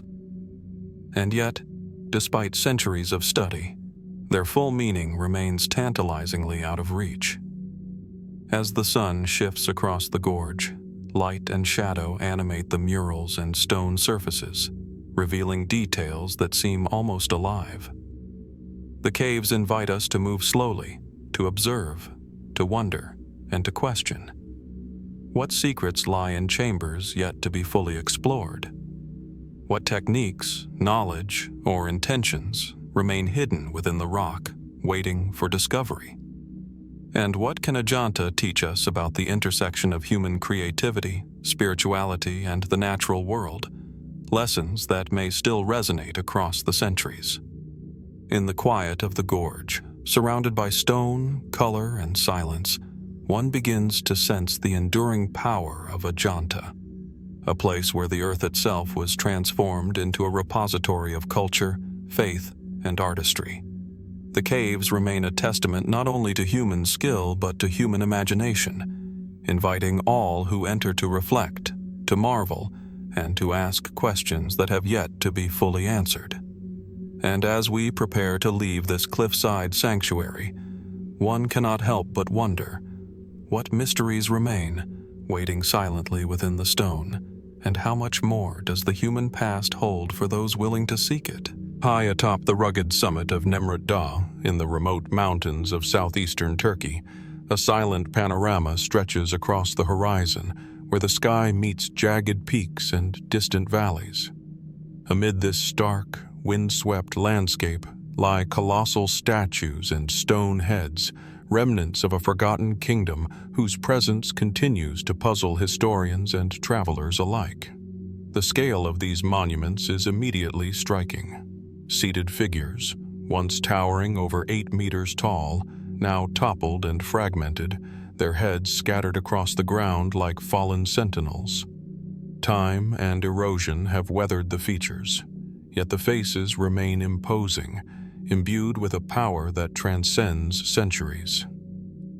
This is the funerary sanctuary of King Antiochus I of Commagene, a ruler who reigned in the 1st century BCE and whose ambition sought to fuse Persian, Hellenistic, and local Anatolian traditions into a single enduring legacy. The summit itself, rising nearly 2,150 meters above sea level, is as much a character in the story as the statues. The harsh climate, extreme temperature shifts, and seasonal snow have shaped both the landscape and the preservation of these stone sentinels. How did ancient builders transport and assemble such enormous figures in such a remote and inaccessible location? Some stones weigh multiple tons, requiring precise engineering and coordination, yet no records describe the methods employed. Did the Commagene architects use rollers, levers, or now-lost technologies to move these monuments across rocky terrain? And what drove the king to place them atop a peak so forbidding that even today the climb tests endurance and will? The arrangement of the statues adds another layer of intrigue. Along the eastern and western terraces, figures of gods and mythical creatures sit side by side with depictions of Antiochus himself, linking divine authority with royal power. The faces, though eroded, suggest careful intention in expression and proportion. The eyes, noses, and mouths convey a sense of presence that seems almost alive, commanding attention despite centuries of decay. Was this alignment meant purely for ceremonial purposes, or did it encode knowledge of astronomy, astrology, or sacred geometry, pointing toward solstices, cardinal directions, or celestial events? Among the scattered fragments, the heads are particularly haunting.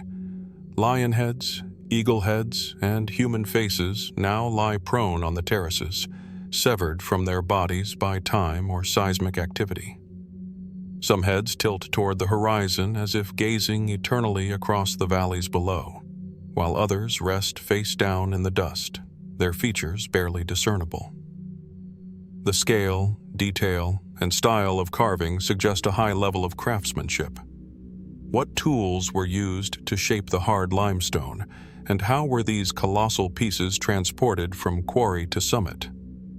And perhaps most puzzling of all, why did Antiochus choose such a dramatic combination of styles and cultures, blending Greek, Persian, and local Anatolian iconography in a single monumental tableau? Historians agree that the sanctuary served both funerary and political purposes. Antiochus sought to immortalize himself and his dynasty, projecting authority and divine sanction to all who might gaze upon the site. Yet, questions remain. Why were certain figures chosen to sit in specific locations? Why are some heads disproportionately larger than their bodies or oriented in seemingly unusual directions? Some researchers suggest that these anomalies were symbolic, designed to convey hidden meanings or assert dominance over specific landscapes, but the evidence is circumstantial. Could there have been a coded system, a set of visual or geometric principles guiding the placement of each statue that we have yet to decipher? The fusion of artistic styles at Nemrut Da is particularly remarkable. The sanctuary reflects Greek realism in facial features, Persian grandeur in scale and regalia, and local Anatolian symbolism in posture and ornamentation. This synthesis raises questions about cultural exchange, political strategy, and religious ideology in the ancient world.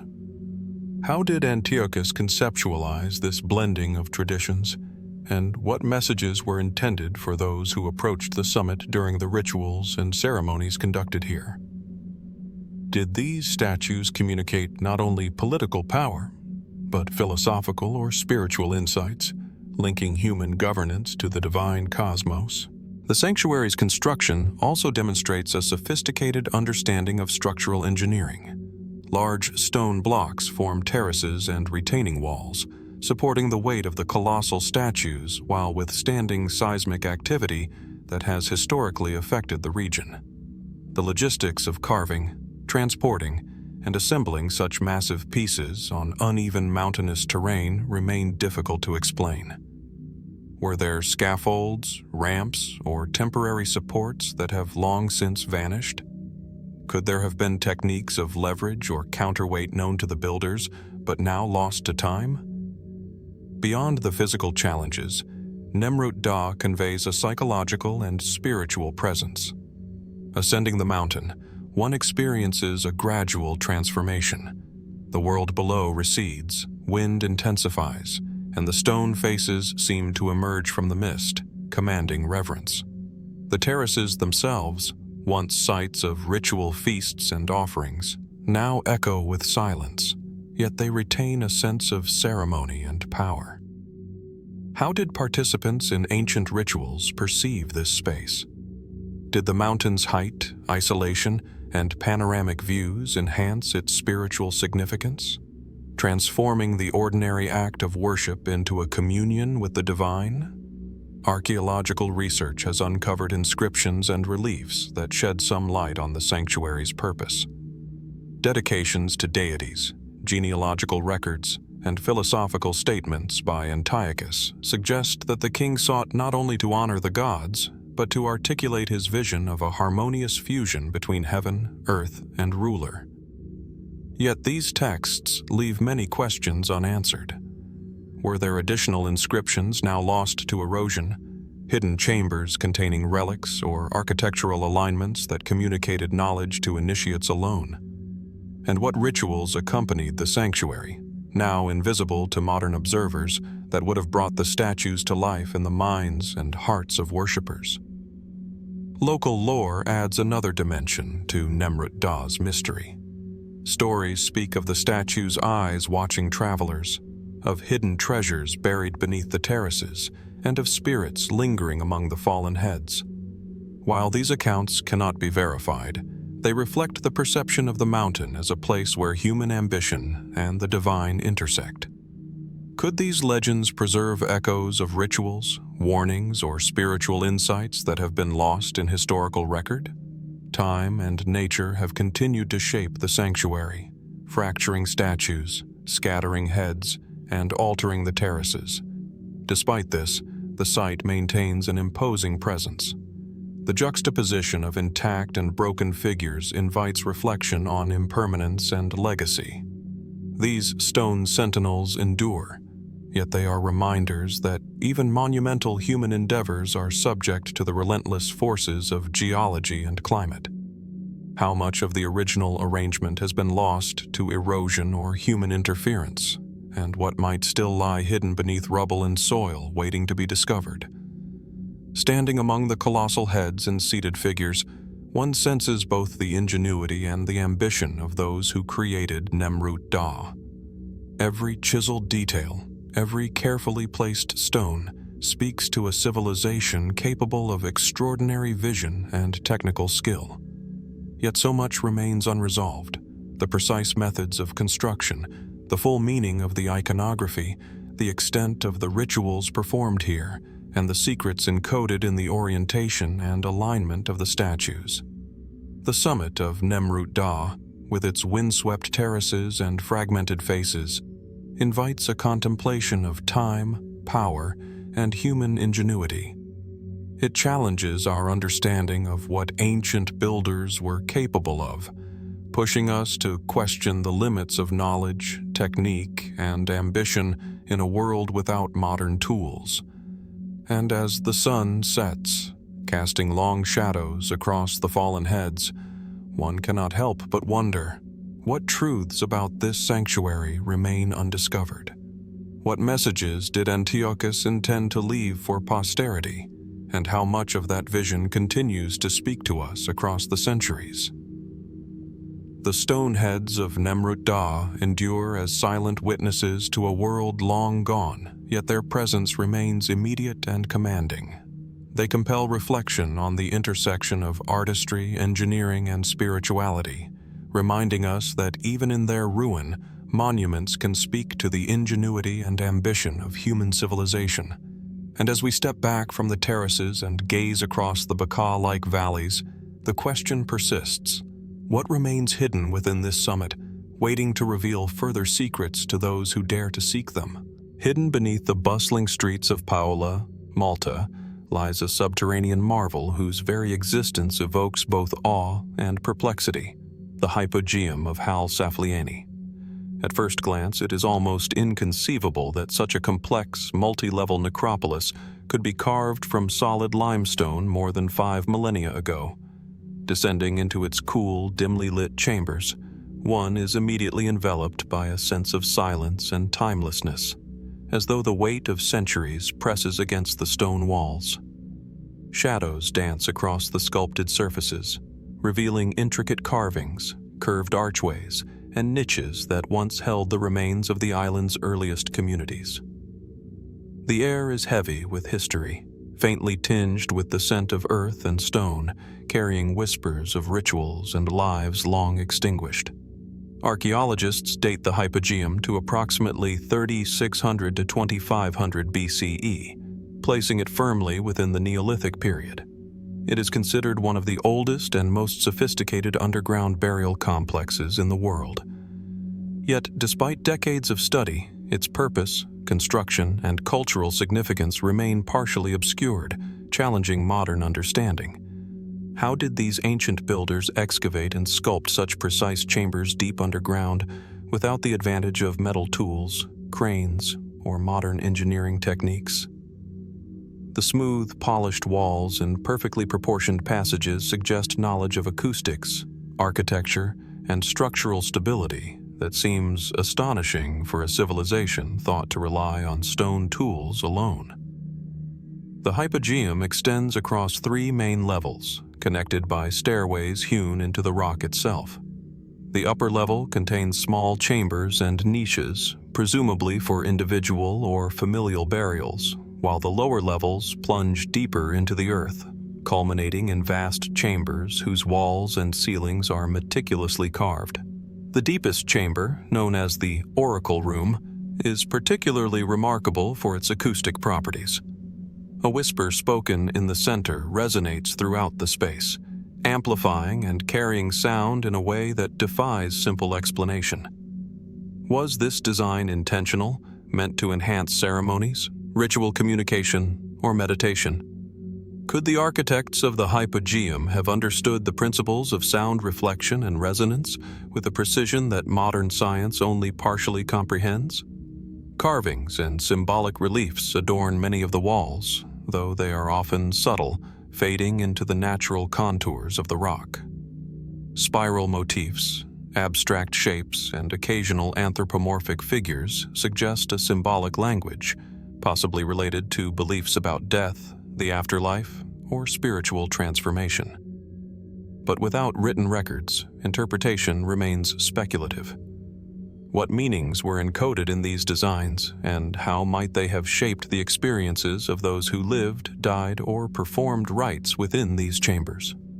Were the Hypogeum's creators guided by spiritual inspiration, mathematical knowledge, or a combination of both? The construction process itself remains a subject of fascination and mystery.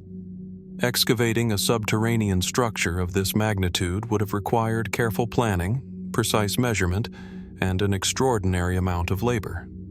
How did the builders prevent collapses while carving out deep chambers in soft limestone? How were stone tools employed to achieve such smooth finishes and intricate designs? Some researchers speculate that scaffolding, levers, and manual hoisting systems could have been used, but the exact methods remain unknown. The level of technical skill and foresight implied by the Hypogeum's design challenges assumptions about Neolithic capabilities. Perhaps the most haunting aspect of the Hypogeum is its human legacy.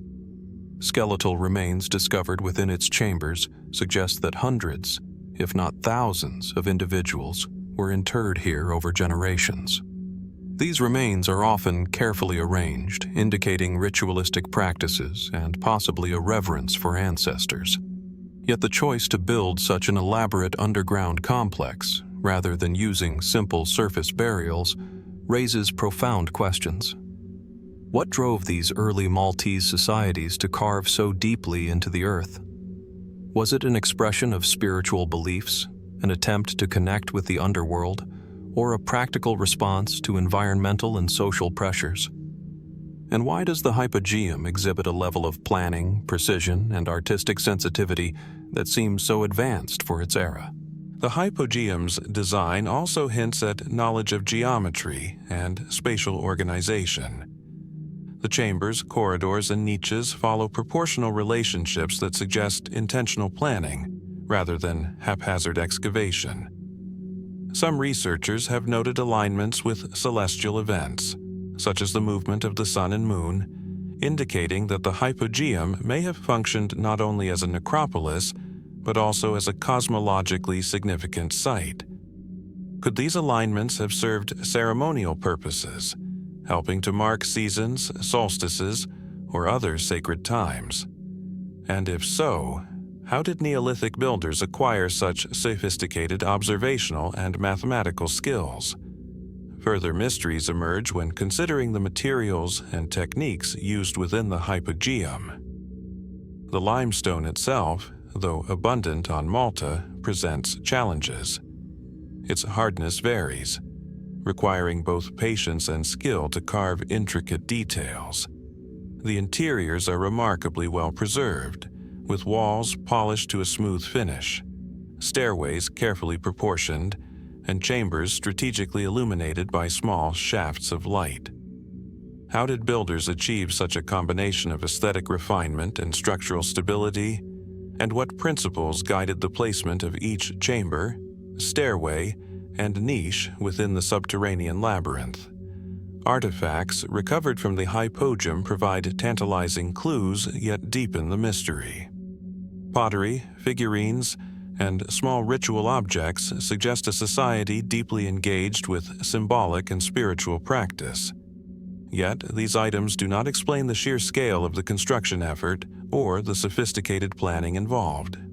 Was the Hypogeum the centerpiece of a broader cultural and religious system, the pinnacle of Neolithic architectural achievement on Malta, or part of a network of sacred sites whose full significance is now lost?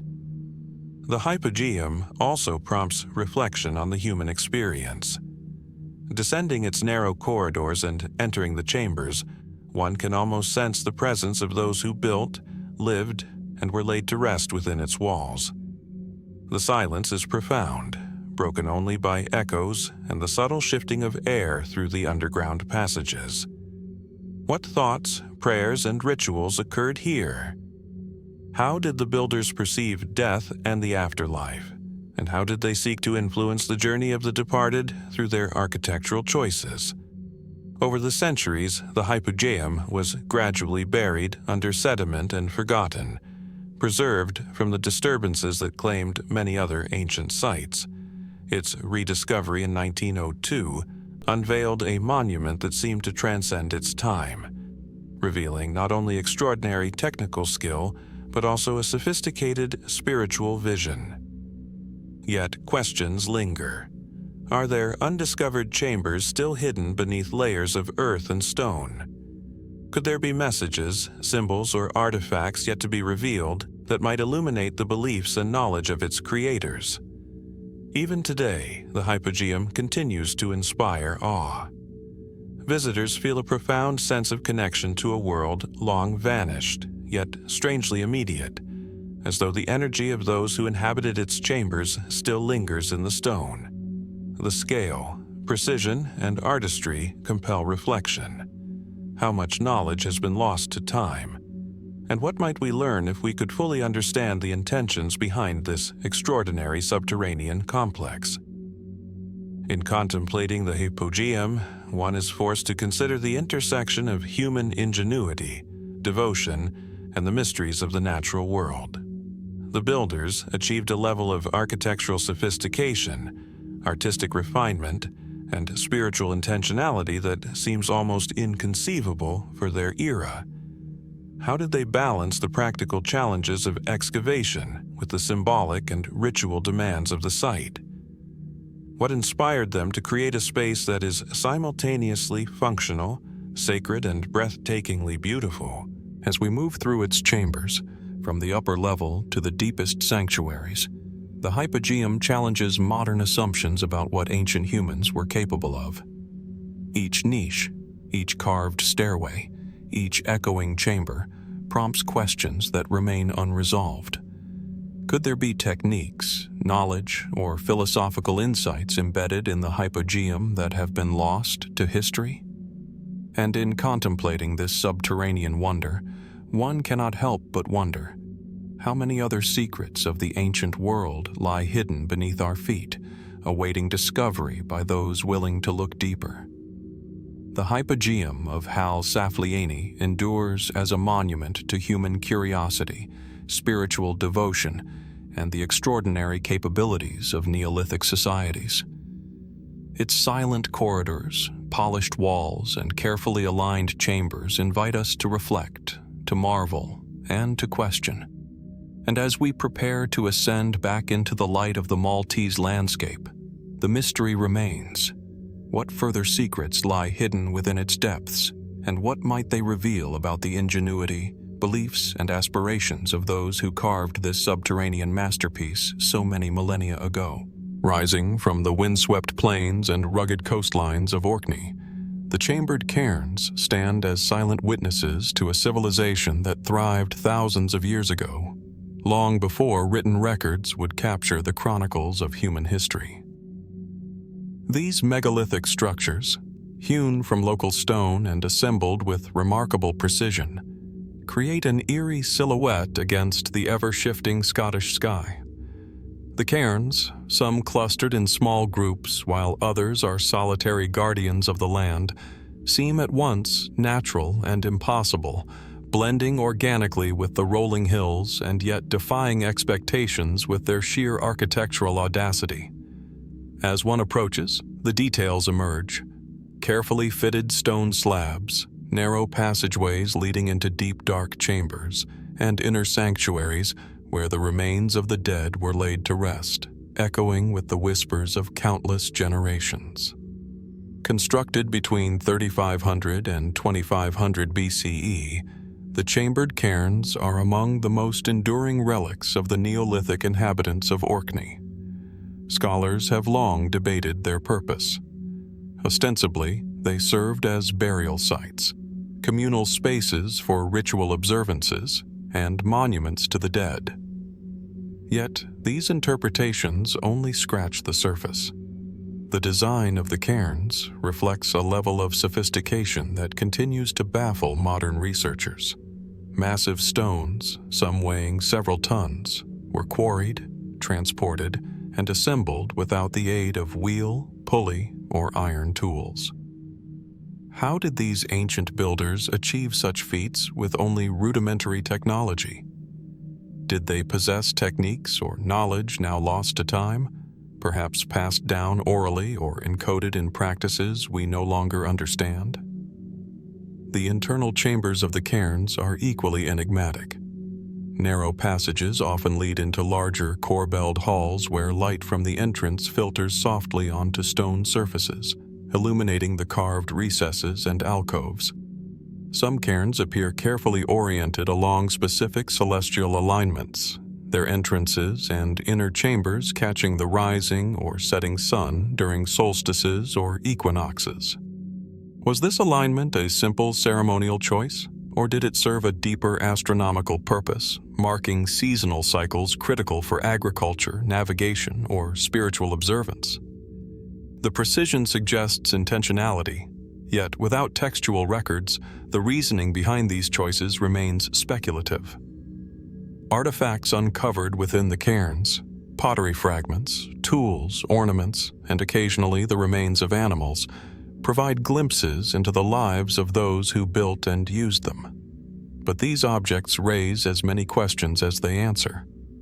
What criteria determined who was interred within each cairn? Were some individuals honored with more elaborate chambers, or did social status play little role in this communal burial tradition? And how were the structures maintained over generations, given the harsh climate and isolation of Orkney's islands? The scale and design of the cairns themselves reflect an understanding of both engineering and symbolism. The massive capstones, carefully balanced over the inner chambers, suggest a practical awareness of weight distribution and structural stability. The corbelled roofs of the passage graves, rising in gentle arcs, resist collapse even after millennia of exposure to wind, rain, and frost. Such durability hints at a sophisticated knowledge of stone construction, yet there are no records to explain how it was achieved.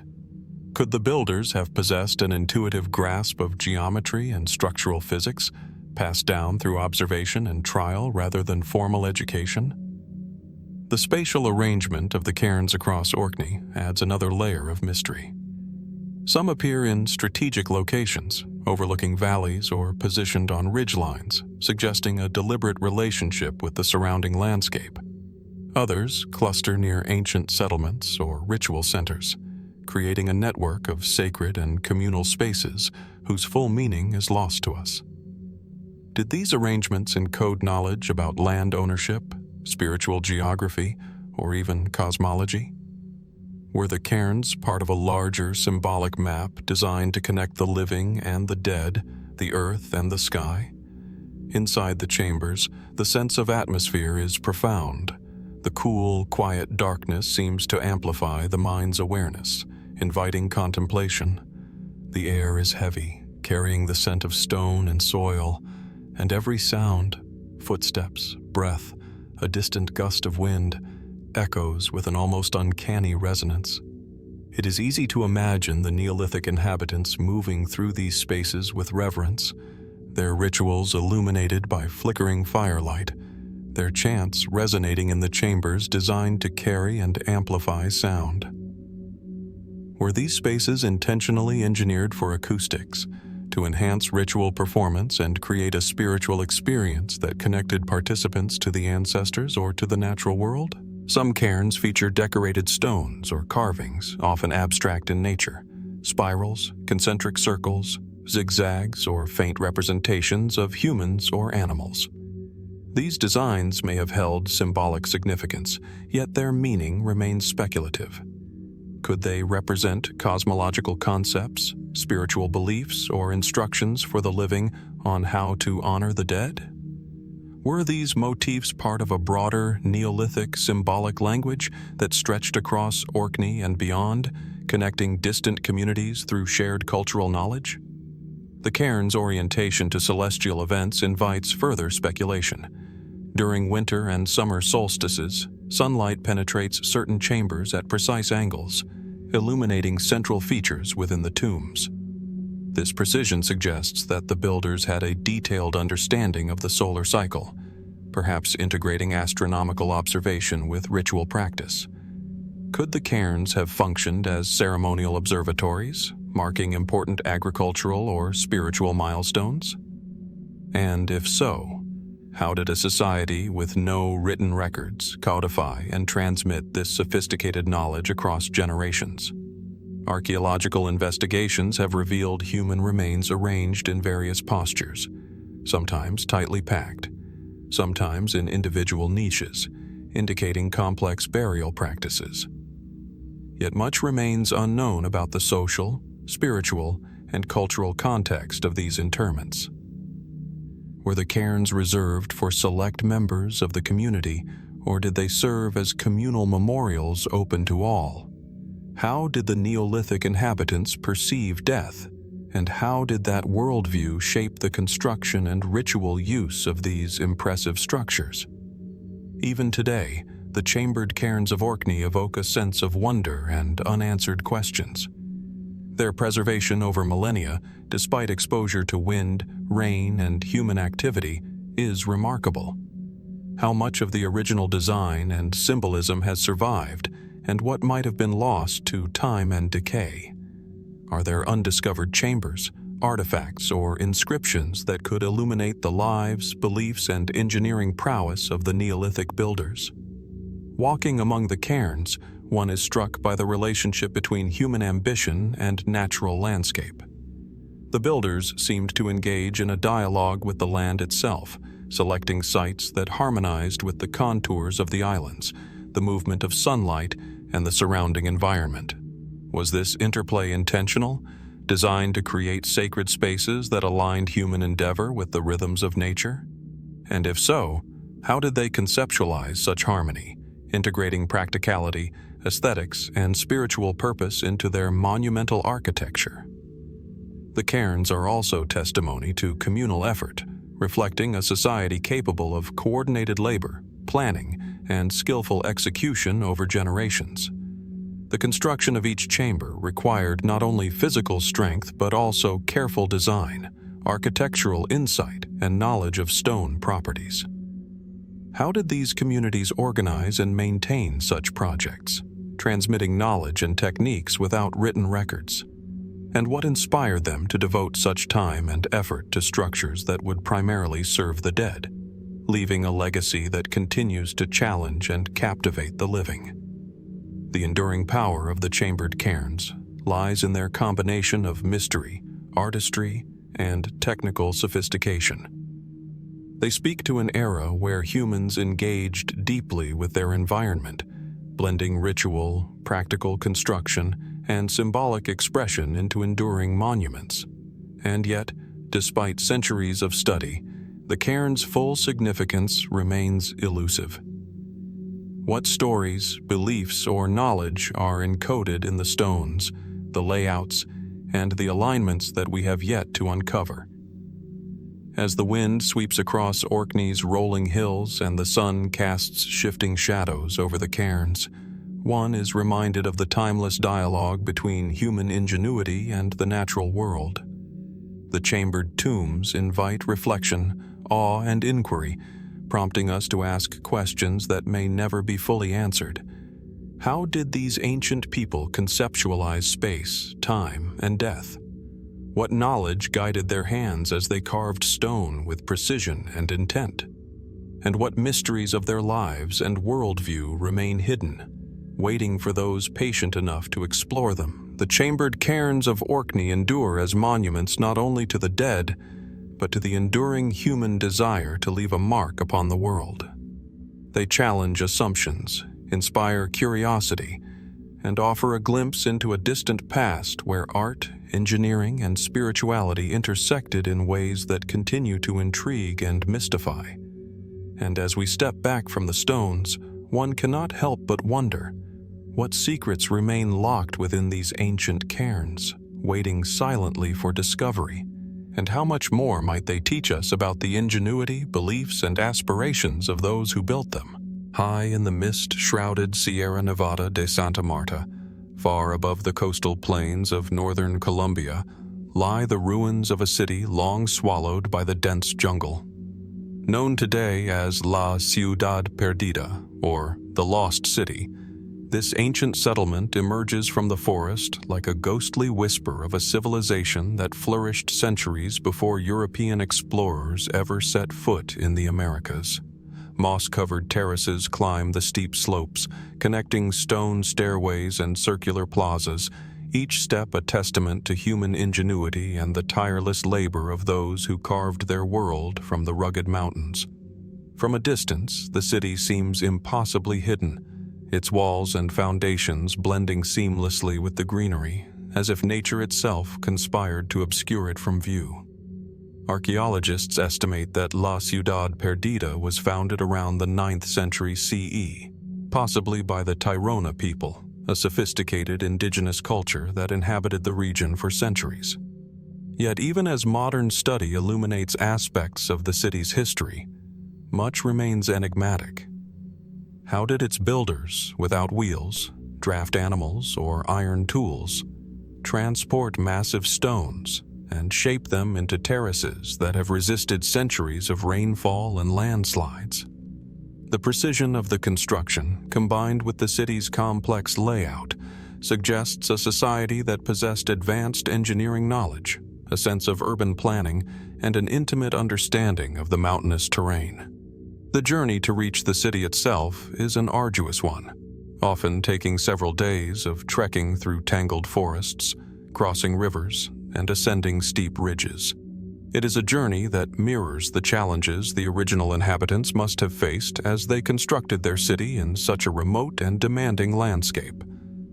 The terraces, carefully built to prevent erosion, reveal not only technical skill, but also an understanding of microclimates and agricultural potential.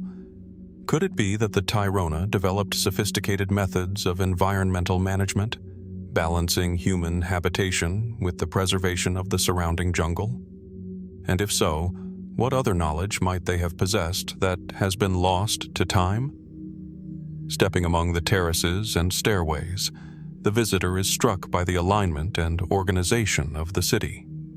Circular plazas interconnect with rectangular terraces and intricate drainage systems, forming a coherent urban network that suggests both practicality and ritual significance. Certain structures appear to be ceremonial, possibly used for spiritual observances, astronomical observations, or governance. Yet, without written records, interpretation is speculative. What beliefs guided the design of these spaces? Were the plazas and terraces merely functional, or did they encode a worldview in stone, a cosmology, a hierarchy, or a spiritual philosophy that connected the Tairona to their mountains and the skies above? The stones themselves tell a story of skill and patience. Each boulder was carefully shaped to fit alongside its neighbors, creating walls that have endured centuries of tropical storms and seismic tremors. The labor required for such construction is staggering, particularly given the steep, uneven terrain. How did these ancient builders organize and sustain such projects? Did entire communities contribute over generations, dedicating themselves to a shared vision? And if so, what cultural or spiritual imperatives inspired such monumental effort? Artifacts recovered from La Ciudad Perdida hint at a rich and complex society. Pottery, ceremonial items, and intricately carved figurines point to a civilization deeply engaged with ritual, trade, and social organization. Yet many questions remain. How did they interact with surrounding communities? And what were the rules, customs, or laws that governed life in this elevated city? The scale of construction, combined with the isolation of the site, suggests that the city was not merely a residential settlement, but a center of influence, perhaps political, religious, or both. One of the most striking aspects of La Ciudad Perdida is its relationship with the surrounding landscape. The city was built in harmony with the natural contours of the mountains, terraces following the lines of ridges, stairways adapting to slopes, and drainage channels seamlessly integrating with streams and natural gullies. Was this alignment practical, spiritual, or a blend of both?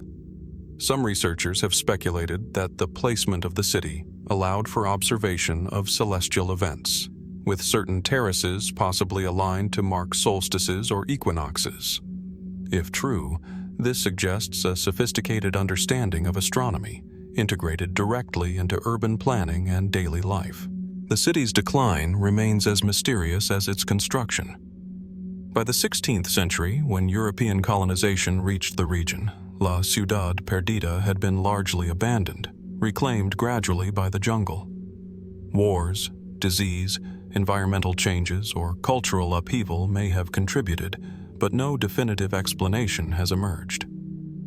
Why did a society capable of such technical mastery and ecological insight vanish, leaving only these stone terraces and stairways as evidence of their existence? And how much knowledge of agriculture, architecture, or spirituality might have been lost in the process? Exploring the ruins today, one senses both the ingenuity and the impermanence of human endeavor.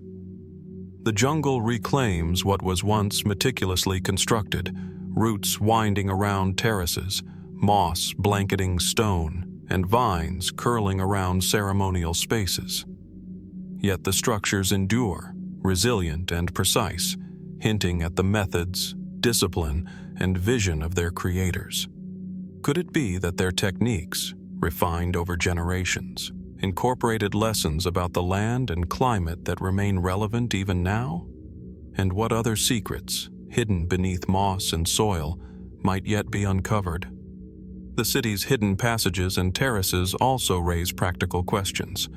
The Tirona built complex drainage systems to manage rainfall and prevent landslides, a remarkable engineering feat for any era, let alone a pre-Columbian society. These channels suggest foresight and intimate knowledge of local hydrology. Were such innovations the result of trial and error over centuries, or did they stem from accumulated knowledge passed down through generations, perhaps encoded in ritual or oral tradition? The precision of these systems continues to impress modern engineers, highlighting a blend of practical necessity and architectural elegance that endures across time. La Ciudad Perdida's remoteness further fuels speculation. Carved deep within the jungle and accessed by narrow, winding paths, the city was effectively hidden from outsiders for centuries. Was this intentional? Did the Tirona deliberately choose isolation to protect their sacred spaces, their cultural knowledge, or their political power? And if so, how did the city maintain connections with surrounding settlements for trade, governance, or ritual purposes, while remaining effectively invisible to external threats? Walking among the terraces, the sense of continuity is profound. The stones are worn smooth in places by human hands, hinting at generations of ritual, daily labor, and movement. Circular plazas and open courtyards suggest social spaces, while smaller niches and platforms may have served spiritual or ceremonial functions. What ceremonies took place here? How did the city's design influence social cohesion, spirituality, and governance? And how much of the Tirona worldview, encoded in stone and spatial arrangement, has been lost to the inexorable passage of time? Even the city's rediscovery in the 1970s adds to its aura of mystery. Though it had long been known to local indigenous communities, its emergence to the wider world was sudden and spectacular, revealing terraces and stairways preserved under layers of soil and vegetation.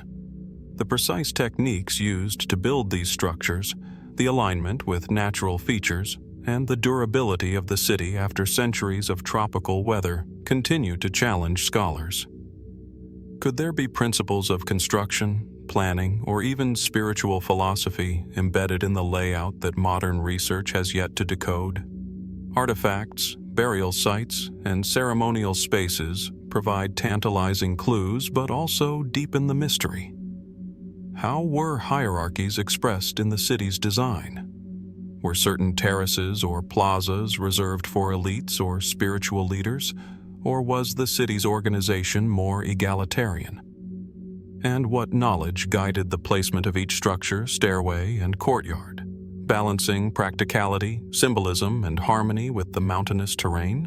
Ultimately, La Ciudad Perdida remains a testament to human creativity, resilience, and mystery. Its terraces and stairways, emerging from the dense Colombian jungle, speak to a civilization capable of extraordinary vision, engineering skill, and cultural sophistication. And yet, so much remains unanswered. What motivated the builders to invest such labor and skill in a city hidden so high above the world? What knowledge, rituals, and traditions were encoded in its stones, and how much of that understanding is now lost to history? As the mist rolls over the terraces and sunlight filters through the dense foliage, the lost city reminds us of the vast, untamed ingenuity of ancient peoples. Each stone, each stairway, each circular plaza is a whisper of a long-vanished culture, inviting reflection, awe, and curiosity. And as we continue to explore the mysteries of ancient structures across the globe, one cannot help but wonder, how many other cities, civilizations, and architectural wonders lie hidden, waiting silently to be rediscovered, and what secrets might they hold about the boundless capabilities of the human mind and spirit? Perched high above the cloud-covered valleys of northern Peru, the fortress of Kuelap rises like a stone sentinel from the verdant Andean mountains. Its walls, towering and unyielding, encircle a labyrinthine complex of terraces, narrow passageways, and circular enclosures, each meticulously constructed from massive blocks of limestone quarried nearby. The site, often shrouded in mist, presents an awe-inspiring spectacle. A city of stone seemingly suspended between earth and sky, blending seamlessly with the rugged mountains that cradle it. As one approaches Kuelap, the sheer scale of the construction is striking, a silent testament to a society that thrived in isolation, harnessing both ingenuity and determination to carve a city from the peaks themselves. Built by the Chachapoya culture, often referred to as the Warriors of the Clouds, Kuelap is estimated to have been occupied between the 6th and 16th centuries CE.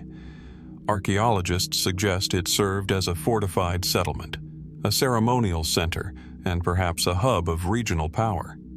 Yet even as research uncovers architectural details and artifact evidence, the fortress retains an aura of mystery.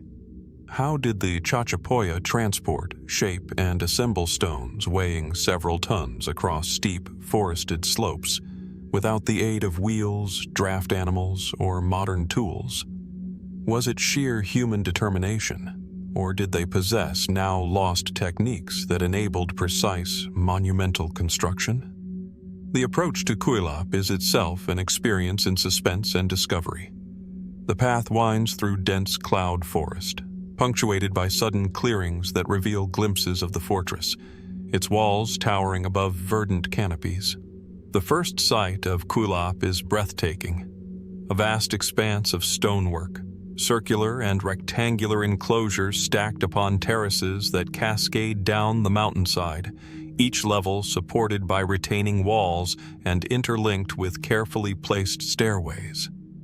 Even the placement of individual stones within the walls demonstrates remarkable precision, creating interlocking systems capable of withstanding centuries of earthquakes, landslides, and harsh weather.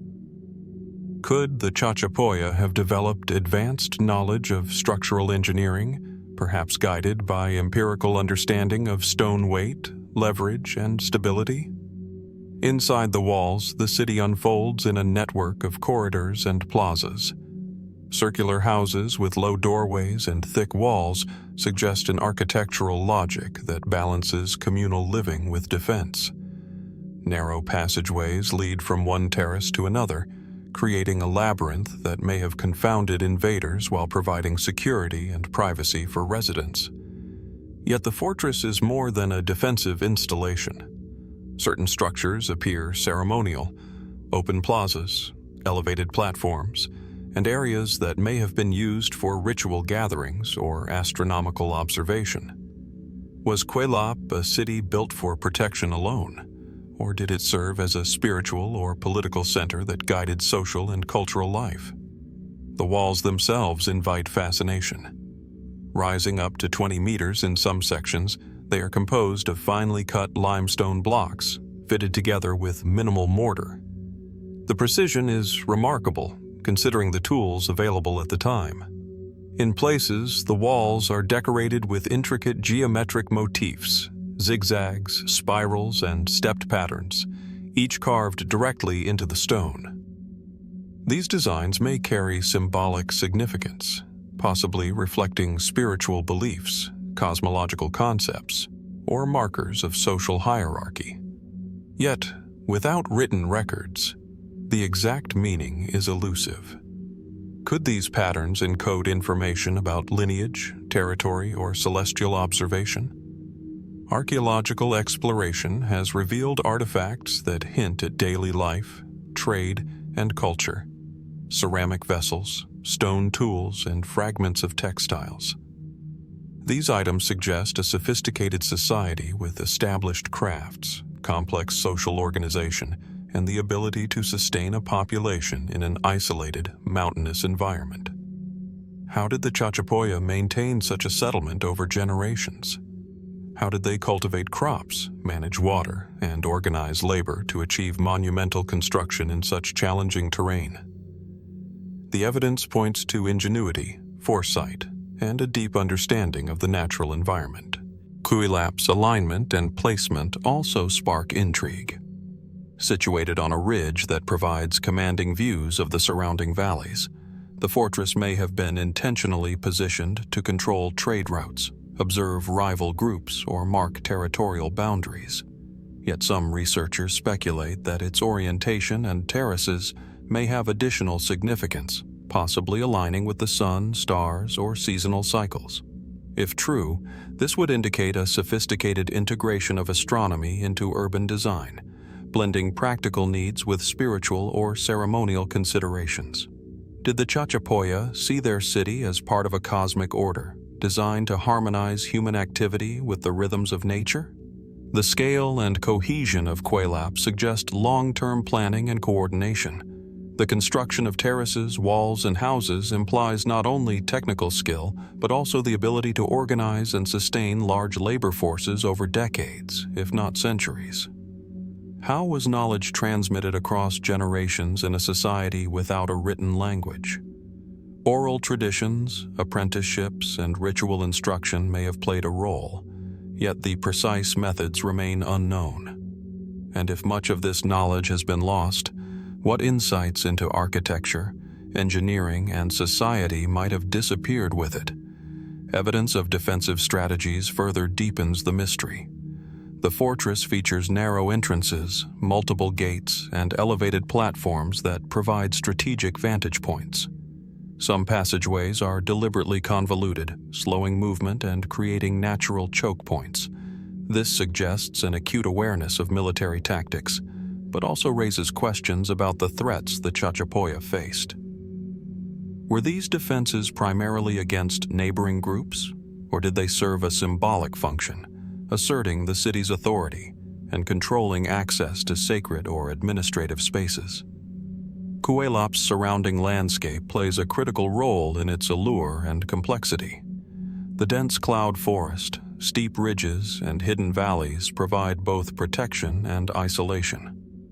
The Chachapoya adapted ingeniously to this environment, cultivating terraces that prevented erosion, channeling water for agriculture, and using the natural terrain to reinforce the fortress's defenses. Could there have been an even deeper relationship between the city and its environment, one that encompassed spiritual, cosmological, or ritual dimensions? Were terraces, plazas, and stairways arranged to mirror sacred mountains, celestial alignments, or ancestral paths? Artifacts discovered within Kuelap hint at cultural richness and interconnectedness. Ceramics reveal stylistic influences that suggest trade or contact with distant regions, while evidence of ritual activity points to complex belief systems. Yet, much remains shrouded in mystery. How were social hierarchies expressed architecturally? Were some terraces reserved for elites, spiritual leaders, or ceremonial purposes, while others were communal? And how did these spatial arrangements influence daily life, governance, and spiritual observance? The fortress also presents an enduring puzzle of preservation. Despite centuries of exposure to tropical rain, wind, and seismic activity, much of Kuelap remains remarkably intact. The durability of the stonework and terraces is striking, demonstrating not only technical skill, but also careful maintenance over generations. Could the Chachapoya have developed methods of construction and preservation that remain relevant even today, blending environmental adaptation with architectural foresight? Walking through Kuelap, one feels the weight of human ambition and ingenuity. The interplay of stone, landscape, and sky evokes both awe and reflection. Each terrace, wall, and passageway speaks to a culture capable of extraordinary vision. Yet much of that vision remains inaccessible to modern understanding. What drove the Chachapoya to invest so much effort into this city? Were they motivated by spiritual devotion, political power, social cohesion, or a combination of these forces? And what knowledge, rituals, or techniques might remain hidden within the fortress, waiting for discovery? The mystery deepens when considering Kuelap's abandonment. By the time Spanish chroniclers arrived in the region, the city had largely been deserted, reclaimed gradually by the forest. Disease, conflict, climate change, or internal social factors may have contributed, but no definitive explanation exists. How could such a sophisticated, resilient, and strategically positioned city fall into obscurity, its memory preserved only in legend and oral tradition? What does this tell us about the fragility of human achievement and the forces, both natural and cultural, that shape history? Ultimately, Kuelap endures as a testament to human creativity, resilience, and mystery. Its massive walls, terraces, and ceremonial spaces reveal a civilization capable of extraordinary architectural, engineering, and organizational feats. Yet the questions linger. How did the Chachapoya design and sustain such a fortress? What cultural, spiritual, or astronomical knowledge informed its construction? And how much more might this lost civilization teach us about human ingenuity if we could fully decipher the secrets embedded in its stone? As the clouds swirl around Kuelap, casting fleeting shadows across terraces and plazas, one is reminded of the delicate balance between human ambition and nature's forces. The fortress stands as a silent witness to ingenuity, adaptation, and mystery, inviting reflection, curiosity, and awe. And as we continue to explore ancient structures across the globe, it prompts us to ask, how many other lost cities, hidden fortresses, and monumental achievements lie waiting, their stories partially veiled, urging the patient and curious to uncover them? Nestled within the rolling steppes of the southern Ural region, Archaeum rises almost invisibly from the grassy plains, a circle of stone and earth that has fascinated researchers, explorers, and mystics alike. From a distance, the settlement appears deceptively simple. Concentric rings of fortified walls encircle a network of streets and dwellings, while the surrounding landscape stretches flat and open, seemingly ordinary. Yet as one approaches, the precision of its design becomes apparent. The circular layout, the carefully arranged streets, and the intricate pattern of dwellings reveal a civilization with a vision far beyond mere subsistence, a people who understood both the practicalities of defense and the subtler geometries of urban planning. The site emerges from the earth like a cryptic diagram, whispering questions across millennia about its builders, its purpose, and the knowledge they possessed. Archaeum is estimated to have been constructed around 2000 BCE, making it a contemporary of some of the earliest urban centers in Mesopotamia and the Indus Valley. Archaeologists associate it with the Sintashta culture, a people renowned for their metalworking, particularly in copper and bronze, and for their distinctive circular settlements. Yet the questions begin as soon as one examines the city's precise geometry. How did a society of steppe dwellers, without advanced surveying instruments, plan and execute such a symmetrical, concentric fortress? The walls themselves are constructed from meticulously stacked stones, forming terraces that rise in perfect circles, enclosing dwellings and public spaces with a harmony that appears almost intentional, almost sacred. Was this precision the result of careful trial and error, or did it stem from knowledge that has since been lost to time? The approach to Rock-Hewn is marked by the vast openness of the steppe, where wind and grass seem to erase human presence as easily as footsteps vanish from sand. Yet, rising from this openness, the city asserts itself, demanding contemplation.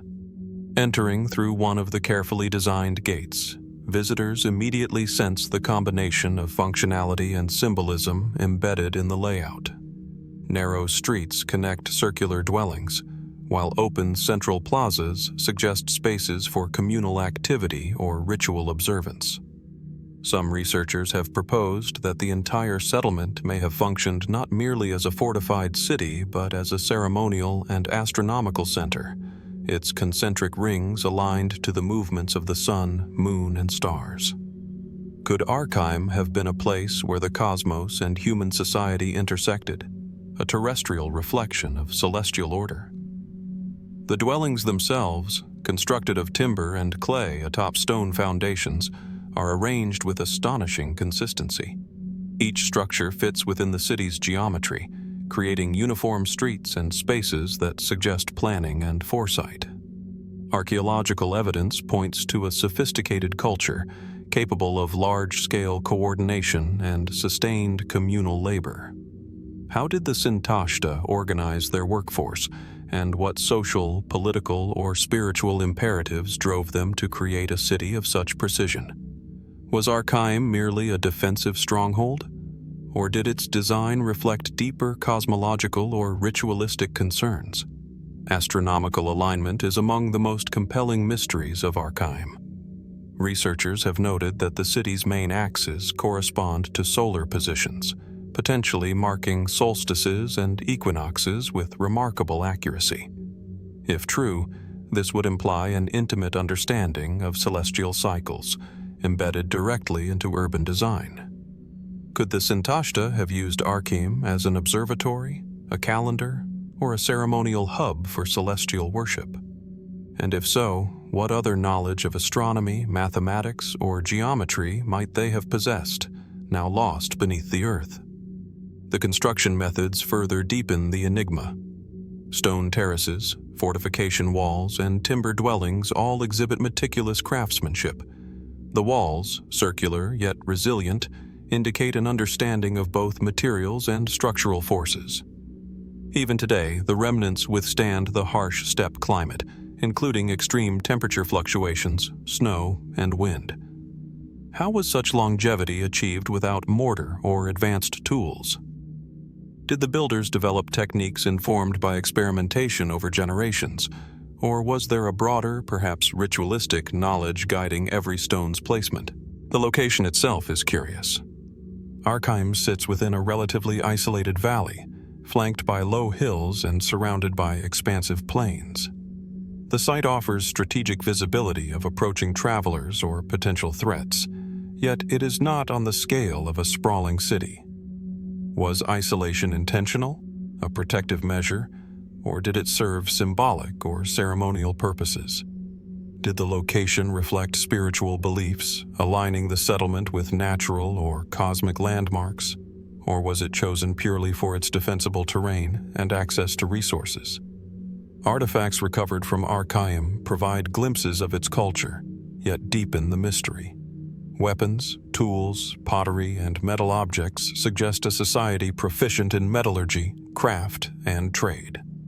Evidence points to contact with distant regions, raising questions about the movement of people, goods, and ideas across the vast Eurasian steppe.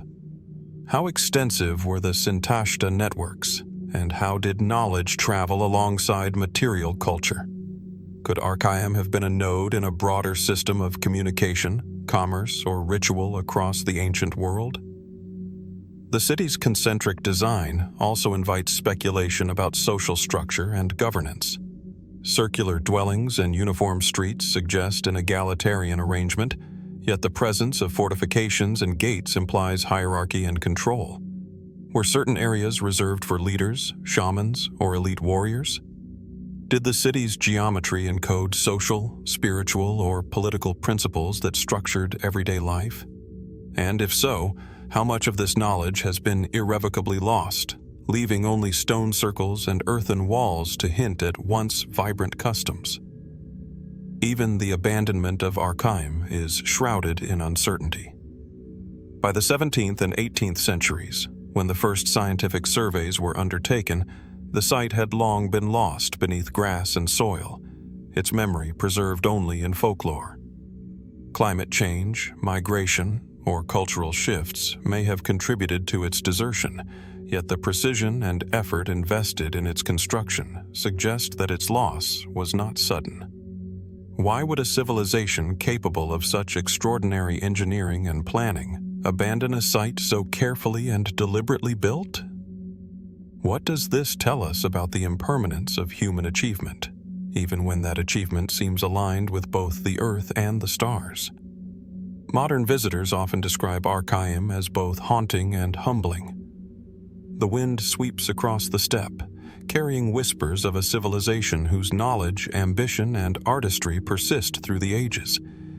Each terrace, circular dwelling, and stone wall embodies ingenuity and forethought, while simultaneously reminding us of the fragility of memory and history.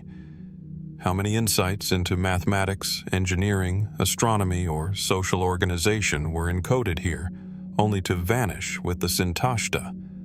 Some researchers and enthusiasts suggest that Orkney's design may have deeper symbolic or even metaphysical significance. Concentric circles, astronomical alignment, and precise geometric proportions could reflect a worldview where society, ritual, and the cosmos were intimately intertwined. Was Orkney a microcosm of the universe, a city built to mirror celestial harmony on the terrestrial plane? And if so, what does this imply about the knowledge systems and cultural sophistication of a people often considered peripheral to the ancient world? Walking through the site today, the sense of continuity and mystery is profound. Stones worn by centuries of weather and time seem to echo human presence long vanished. Corridors and terraces suggest movement, ritual, and daily life, yet interpretation remains tentative. What ceremonies took place in the central plazas?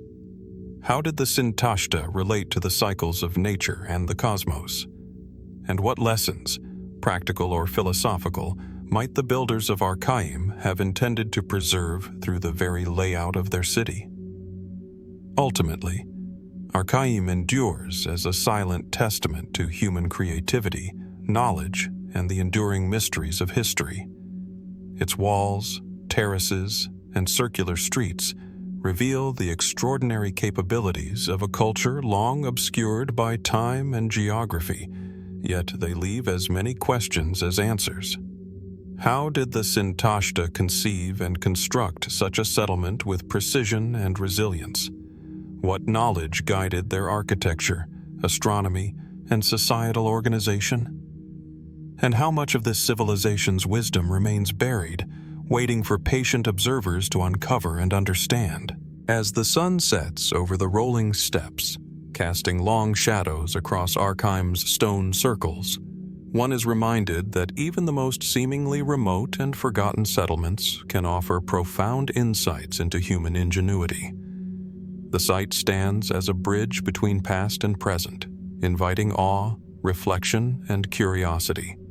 And as we continue our journey through ancient structures that defy explanation, we are compelled to wonder how many other settlements, cities, and fortresses lie hidden, their stories partially veiled, waiting silently for discovery, and what secrets of human civilization do they yet hold? Rising dramatically above the city of Cusco, The ancient fortress of Sacsayhuaman dominates the surrounding landscape with a presence both commanding and enigmatic. From the vantage point of the surrounding hills, the site unfolds as a jagged skyline of massive stones, each monolithic block fitted with such precision that the seams between them are nearly invisible. The walls curve and zigzag across the ridge, forming terraces that seem almost impossibly balanced, as if the builders had harnessed some secret knowledge of geometry, leverage, and gravity. The very air around Sacsayhuaman carries a sense of the monumental, a quiet tension that draws the observer into questions of technique, purpose, and history.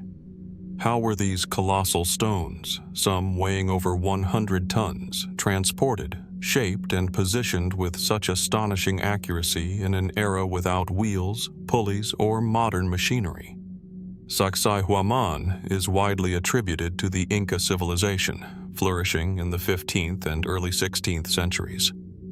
Yet even within the Inca era, the scale of construction seems almost inconceivable. The fortress was more than a military stronghold. It was a ceremonial hub, a symbol of imperial power, and possibly a sacred space intertwined with cosmology and spiritual observance. Archaeologists have documented terraces, zigzagging walls, and platforms designed for defense, but the enormity of the stones themselves invites speculation beyond conventional explanation.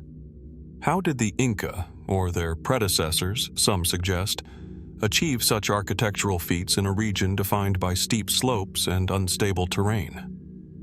The approach to Sacsayhuaman is a study in gradual revelation. From Cusco, the fortress seems to emerge from the mountainside like a jagged crown, each stone precisely aligned yet individually monumental. The walls extend in sharp zigzags, a design thought to resist seismic activity and provide defensive advantage, yet also creating a striking visual rhythm that inspires awe. As one ascends the terraces, the individual stones reveal themselves in increasing detail, blocks weighing tens of tons, their surfaces perfectly smooth, edges carved to interlock with near-perfect fit. Not a trace of mortar binds them, yet centuries of earthquakes and weathering have failed to dislodge these massive stones. Could this have been the result of trial and error craftsmanship, or was there a deeper understanding of stone mechanics, vibration, and pressure at play, knowledge now lost to us? The stones themselves are a source of endless fascination. Some are polygonal, their irregular shapes fitting together like puzzle pieces, an engineering method remarkably resilient against seismic forces. Others are elongated, precisely cut, and seemingly balanced in impossible configurations. Scholars have attempted to estimate the labor required to move and position these monoliths, considering levers, ramps, and manpower, yet even the most conservative calculations strain credibility. Was this purely human ingenuity? Or did the builders possess techniques, now forgotten, that allowed them to manipulate and transport stone in ways that modern engineers can scarcely reproduce? Sacsayhuaman's terraces and walls were not merely functional. They were deeply symbolic. The site's alignment with the city of Cusco, the sacred mountains, and astronomical markers suggests a careful integration of cosmology and urban planning. Certain researchers propose that the fortress reflects celestial patterns, or that its walls mark solstices and equinoxes. If these alignments were intentional, they hint at a culture capable of blending spiritual belief with architectural mastery, an understanding of the cosmos embedded directly into stone. Could the zigzagging walls themselves encode knowledge, perhaps about celestial cycles, ritual practices, or social hierarchy? Walking through Sacsayhuaman, one is struck by the scale and rhythm of the space. Broad terraces, steps carved into massive stones, and the sheer weight of the blocks convey an extraordinary sense of permanence. In addition to defensive and ceremonial functions, the fortress may have served as a gathering place for large audiences, a stage for ritual, or a center of governance. Archaeological evidence points to both military and ceremonial use, yet the precision and grandeur of the construction suggest ambitions that transcend mere practicality. Was the fortress a monument intended to communicate the power, skill, and spiritual insight of the civilization that built it? The question of construction methods continues to puzzle scholars. Stones quarried from nearby sites had to be transported over uneven terrain, lifted into place, and shaped with tools that, by modern standards, seem insufficient for the task. Reports suggest that the edges of some stones were finely polished to fit perfectly with adjacent blocks, creating interlocking joints that withstand centuries of movement and erosion. How could this have been achieved without advanced machinery? And what drove such painstaking effort? Was it a religious imperative, a demonstration of authority, or simply a testament to human ingenuity? The site also contains evidence of ritual and ceremonial life. Platforms, plazas, and niches suggest areas where offerings were made, where processions may have taken place, or where astronomical observations were conducted. Could the fortress have been designed not only as a defensive bastion, but as a spiritual interface between humanity and the cosmos? Did the Inca, or possibly earlier cultures, view these walls as conduits for cosmic energy, or as sacred markers connecting the terrestrial with the divine? Sacsayhuaman's context amplifies its mystery. Set atop a ridge overlooking Cusco, the fortress commands sweeping views of the surrounding valleys and rivers. The site's strategic location allowed surveillance and defense, yet the care and scale of construction indicate that functionality was only part of its purpose. Could the site have served as a center of knowledge, a ceremonial calendar, or even a repository of secrets encoded in stone? The juxtaposition of practical and symbolic elements suggests that Sacsayhuaman was a space where material achievement and spiritual expression intersected. Artifacts recovered near the site provide glimpses of the daily life, craftsmanship, and cultural practices of those who built and used it. Ceramics, textiles, and metalwork point to a sophisticated society with intricate social organization and specialized labor. Yet the true ingenuity lies in the construction itself, a feat of logistics, engineering, and design that seems almost beyond human capability. What cultural, technical, or spiritual frameworks enabled the builders to conceptualize and execute such a fortress? And what might have been lost in the centuries following its completion, leaving us to reconstruct intent from stone alone? The fortress is also a testament to resilience. Despite centuries of earthquakes, weathering, and human intervention, the walls of Sacsayhuaman remain largely intact. The precision with which the stones interlock and distribute weight has prevented catastrophic collapse, revealing a deep understanding of structural stability. Could this knowledge have been unique to this civilization, a synthesis of empirical observation, trial and error, and ritual practice? Or was it inherited from a prior culture, passed down through generations, and encoded in techniques now forgotten? Even the abandonment of certain terraces and structures remains a subject of speculation. Some theories suggest political upheaval, conflict, or demographic shifts. Others hint at ceremonial cycles or religious transformation. What cultural forces shaped the life and eventual decline of the fortress? And what secrets about the Inca, or possible pre-Inca builders, are embedded in the walls, waiting for patient study and careful observation to reveal? Walking through Sacsayhuaman today, the visitor is enveloped in an atmosphere of awe and reflection. The scale, precision, and beauty of the site evoke a profound sense of human capability, yet the mysteries endure. How did the builders achieve such technical mastery? What was the full purpose of the fortress beyond defense? And how much knowledge, astronomical, architectural, spiritual, has been lost to time, leaving only the silent stones to speak for an entire civilization? Ultimately, Sacsayhuaman is more than a fortress. It is a testament to human ingenuity, ambition, and the enduring allure of the unknown. Each stone, terrace, and wall embodies centuries of knowledge, culture, and effort, inviting reflection on what was achieved and what remains a mystery. How did the builders of Sacsayhuaman reconcile practicality with spirituality, logistics with cosmic alignment, and labor with art? And as we continue to explore ancient structures that challenge our understanding, we are reminded that the world is filled with places where human vision meets the inexplicable, where questions linger and discoveries wait patiently for those willing to observe closely and wonder deeply. As the sun dips below the Andes, casting shadows across the massive stones, one cannot help but feel the presence of the past pressing softly against the present.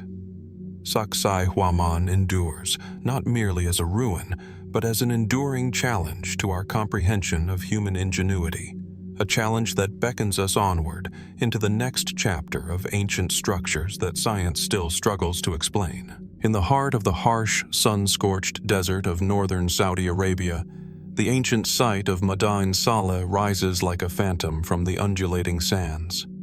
A series of monumental rock formations, carved with astonishing precision into cliffs of golden sandstone, stretch across the horizon, their facades bearing silent testimony to a civilization long vanished.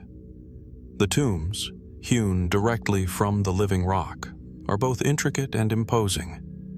Massive doorways framed with meticulously sculpted columns, ornamental reliefs etched into the stone, and inscriptions that hint at lives, beliefs, and societies now obscured by the passing centuries. Standing before these facades, one is immediately struck by the sense of permanence and deliberate intent, the impression that each stone, each carving, was placed with profound purpose. How did a society in such an unforgiving environment marshal the labor, skill, and vision required to produce such enduring monuments? And why, even after thousands of years, do these structures remain so impeccably preserved against wind, sand, and time itself?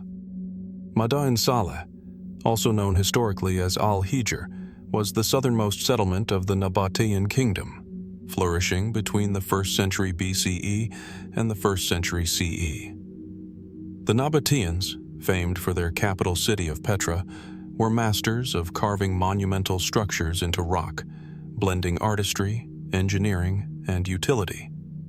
Yet while Petra has long captured global attention, Mada'in Saleh remains comparatively obscure, a hidden gem of architectural and cultural ingenuity. The tombs reveal a civilization both resourceful and sophisticated, capable of transforming unyielding stone into structures that are at once functional, ceremonial, and visually compelling. As one walks through the narrow desert passes leading into the site, the scale and intricacy of the tombs gradually unfold. Massive monoliths rise from the sands, their surfaces intricately engraved with geometric patterns, friezes, and inscriptions in the Nabatean script. Each tomb is distinct. Some feature monumental doorways flanked by columns and pilasters, while others are adorned with bas-reliefs depicting stylized motifs that evoke religious or symbolic significance. The craftsmanship is exceptional. Stones have been carved and polished with a precision that suggests both advanced knowledge of geometry and a deep understanding of material properties. How did the Nabateans achieve such technical mastery in an era devoid of modern tools? And to what extent might the design principles they employed reflect broader, now lost knowledge of engineering, astronomy, or ritual practice? The tombs themselves offer tantalizing clues about the people who commissioned them. Inscriptions indicate names, social status, and occasionally professions, revealing a society that placed great importance on ancestry, honor, and memorialization. Yet the sheer scale of the structures hints at ambition beyond mere burial.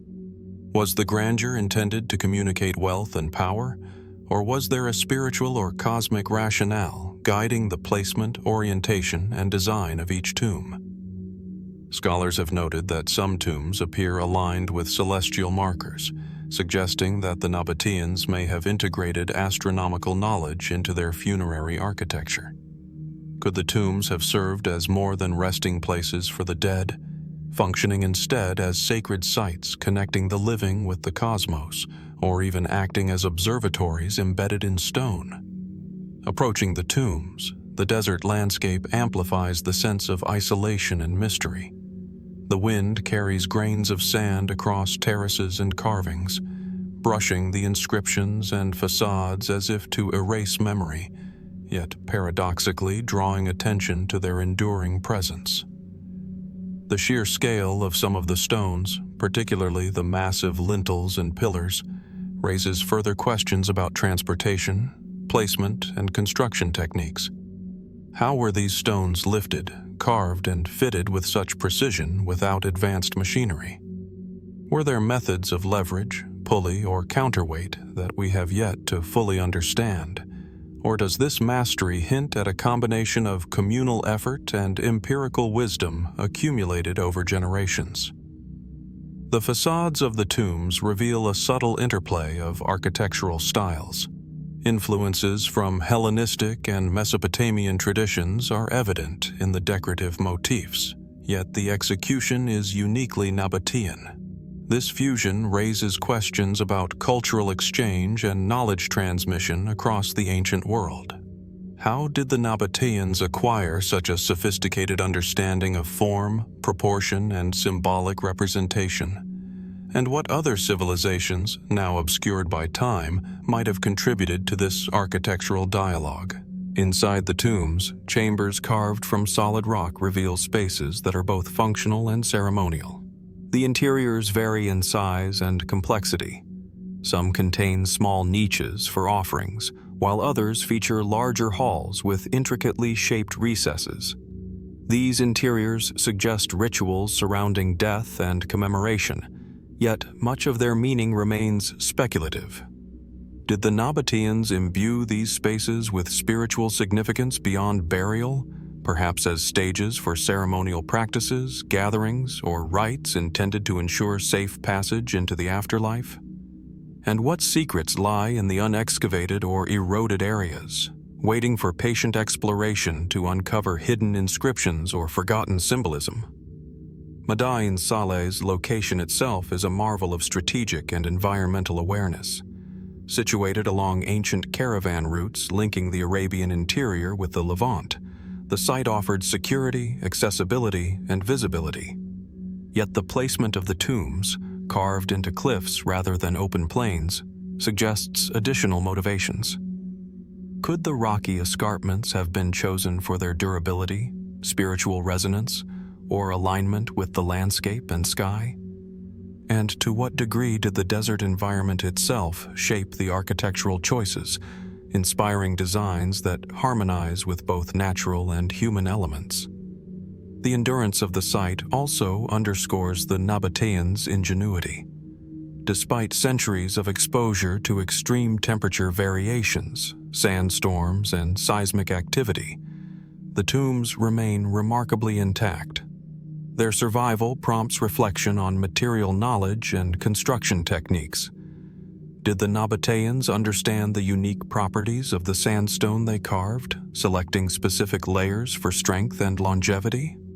How much of this expertise has been lost, leaving modern observers to marvel without fully comprehending the processes behind the achievement? Artifacts found within and near the tombs provide glimpses of daily life, trade, and cultural practice, yet raise further questions. Pottery, inscriptions, and occasional remnants of tools point to a society engaged in commerce, ritual, and artistry. Yet for all the material evidence, the deeper context, how knowledge was transmitted, how labor was organized, and how spiritual or practical priorities influenced construction, remains largely speculative. What cultural frameworks and belief systems guided the creation of these monuments? And how might the interplay between practical engineering and spiritual intention have shaped every carved block and etched inscription? Some scholars propose more speculative interpretations. The precision of the carvings, the alignment of certain tombs, and the monumental scale suggest that the Nabateans may have possessed architectural and astronomical knowledge that surpasses conventional expectations for the period. Could there have been advanced surveying techniques, lost technologies, or ritualized methods that allowed them to harmonize the physical and symbolic aspects of the site?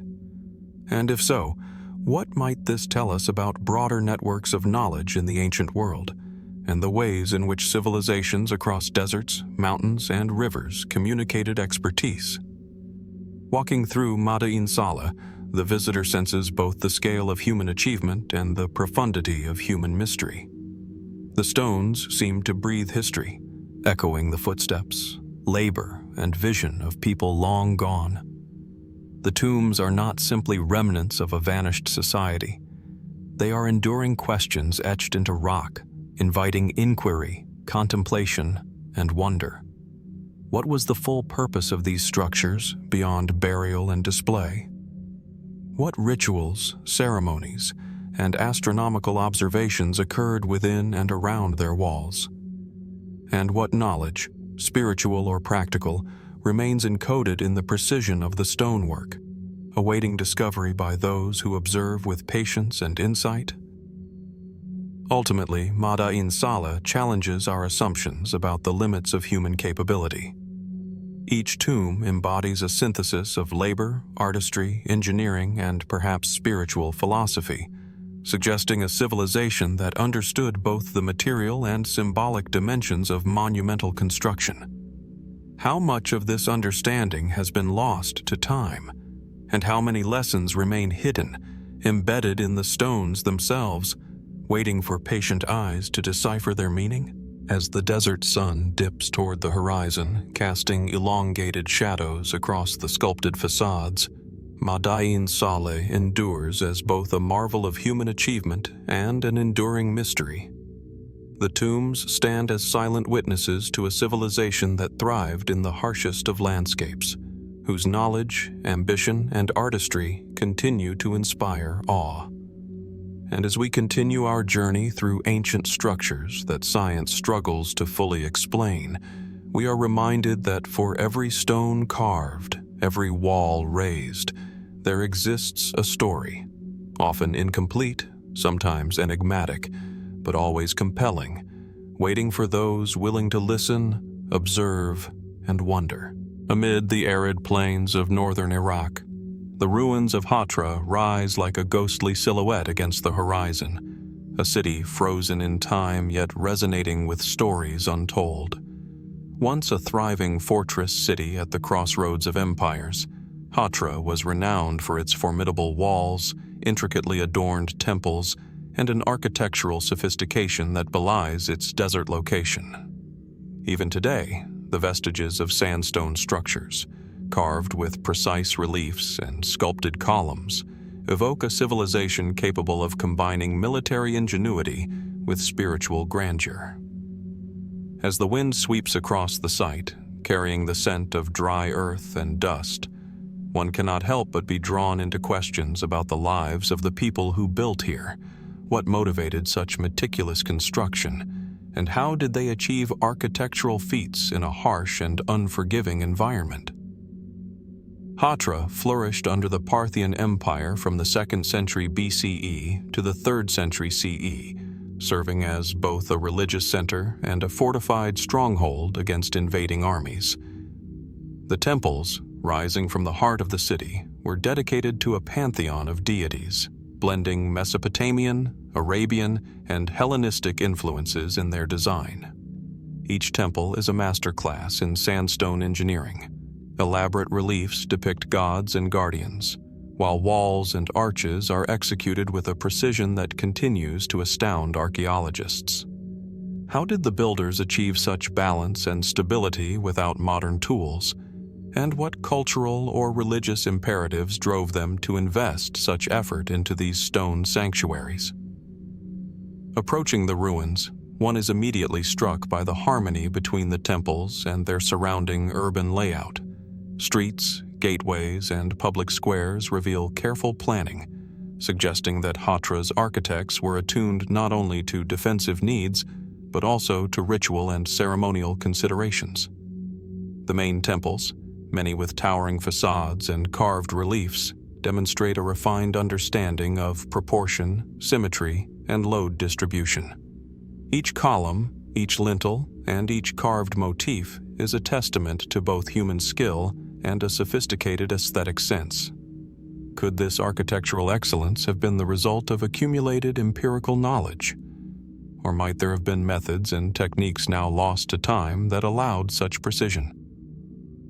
The temples themselves offer a tantalizing glimpse into spiritual life. Reliefs depict gods wielding authority over life, death, and cosmic order, while inscriptions occasionally hint at the names of patrons, priests, or benefactors. Yet much of the meaning remains elusive. Were these temples purely places of worship, or did they also serve as centers for astronomical observation, sacred rituals, or community gatherings designed to align human activity with celestial cycles? Some researchers suggest that specific alignments of walls and entrances may correspond to solstices or equinoxes, hinting at a cultural sophistication that integrated architecture, astronomy, and ritual practice. Could Hatra's builders have possessed a deeper understanding of the cosmos than we typically attribute to civilizations of this era? The scale and complexity of the structures further deepen the mystery.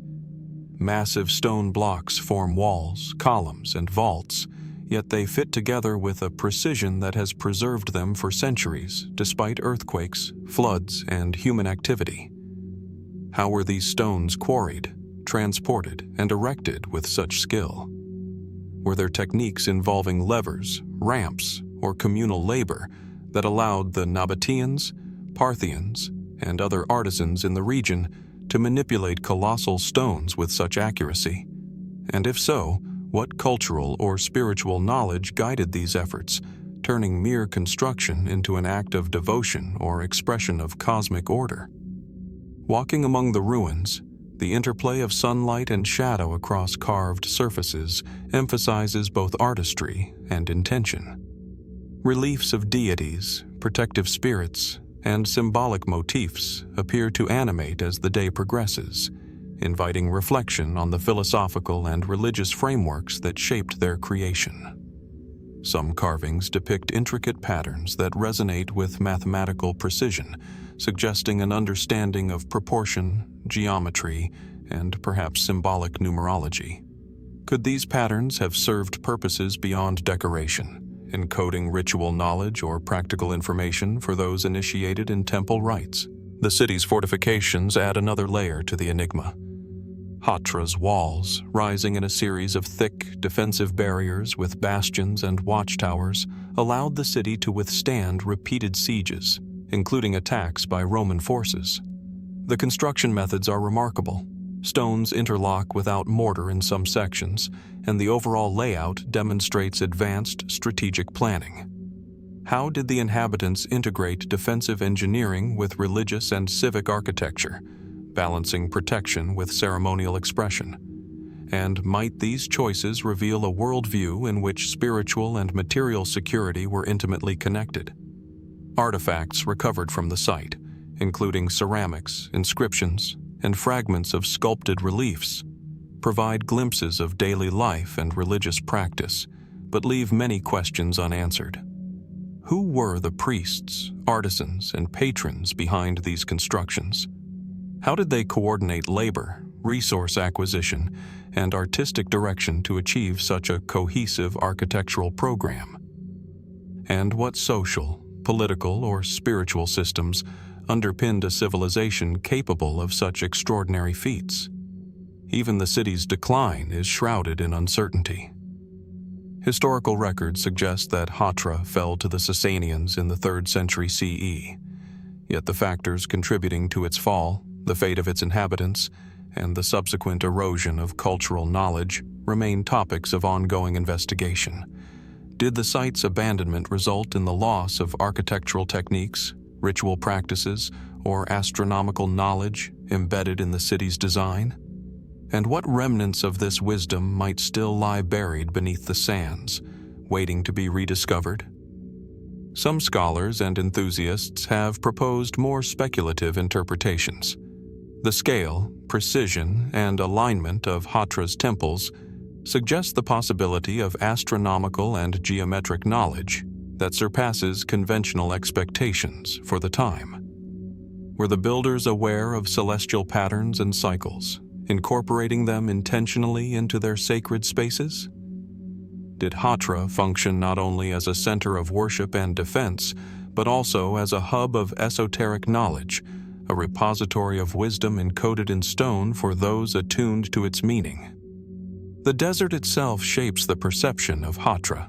Its isolation, harsh climate, and the interplay of light and shadow create an atmosphere of reverence and contemplation. The site feels both timeless and fragile, a place where human ambition meets natural endurance, where artistry, engineering, and spirituality converge.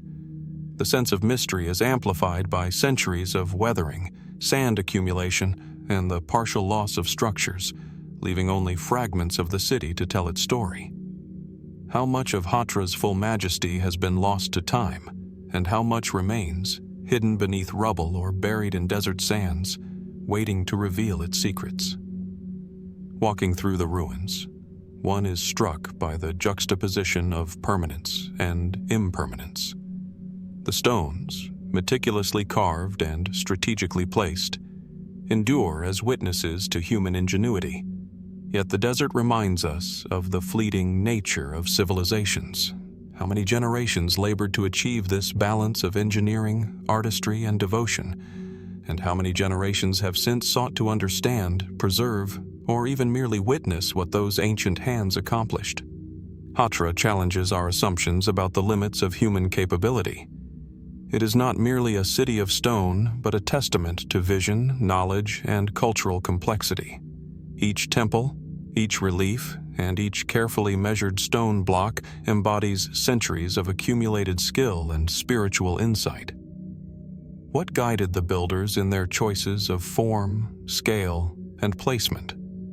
How much knowledge about materials, astronomy, or ritual practice has been lost over time, leaving us to reconstruct intent from fragmentary evidence? The open questions linger as shadows lengthen across the ancient city.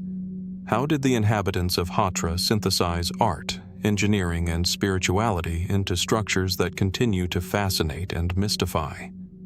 What deeper purposes, perhaps hidden in the interplay of geometry, orientation, and ritual function, motivated such monumental effort? And as we explore sites like Hatra alongside other ancient structures around the world, we are reminded that the past holds mysteries that persist despite the tools of modern science, waiting for patient observation and reflective inquiry. Ultimately, the forgotten temples of Hatra endure not simply as ruins, but as invitations to wonder, to question, and to imagine the knowledge, culture, and ambition of a civilization that thrived at the crossroads of empires. They stand as silent witnesses to human creativity and curiosity, prompting us to ask, what else remains hidden in the stones, waiting for those willing to look closely, think deeply, and embrace the mysteries that history has left behind? As the sun dips below the horizon, bathing the desert in amber light, Hatra's temples cast long shadows that stretch across time itself. And in those shadows, the questions persist. How were these sacred spaces conceived and built? And what wisdom has been lost to the ages, whispering softly from the sandstone facades?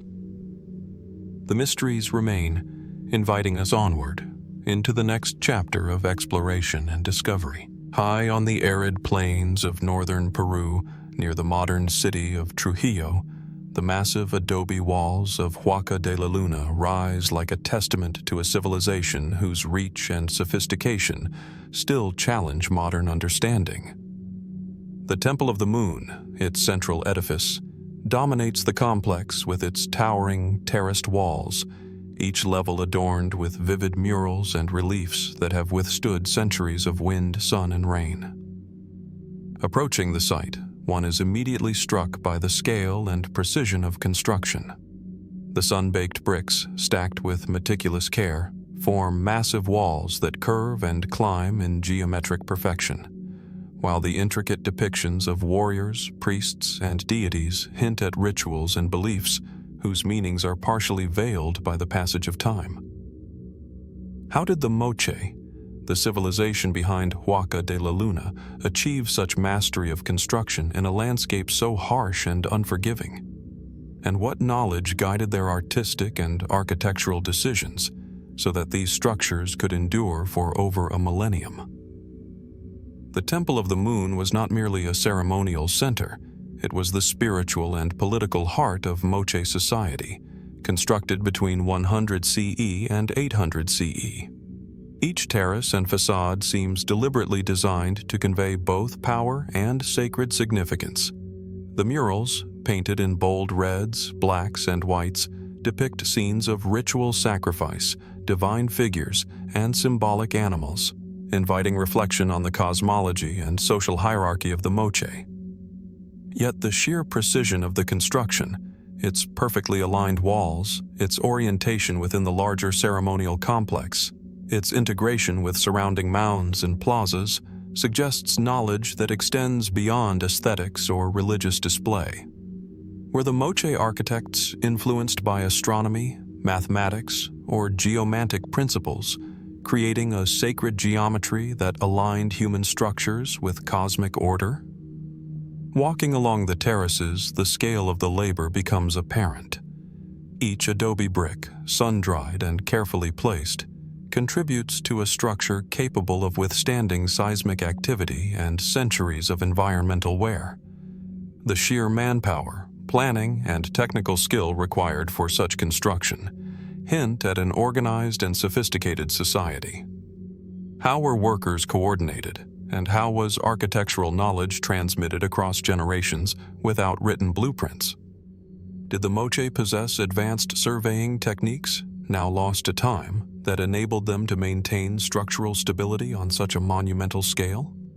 The murals themselves deepen the mystery. Among the vivid depictions are scenes of ritual combat, ceremonial processions, and offerings to gods whose identities and symbolism remain only partially understood. Some scholars argue that these images were designed to convey moral or spiritual lessons, while others suggest they encoded historical events or astronomical phenomena. Could there have been layers of meaning accessible only to priests or initiates, revealing knowledge about the cosmos, cycles of nature, or social order that has since been obscured? And what other messages might lie hidden beneath layers of faded pigment, awaiting discovery by those willing to examine the subtle interplay of color, form, and symbolism?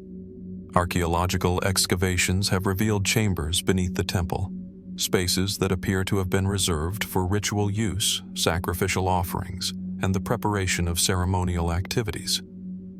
The careful layout of these chambers, their orientation, and the remnants of ceremonial artifacts all hint at a society deeply attuned to ritual practice. Yet questions remain.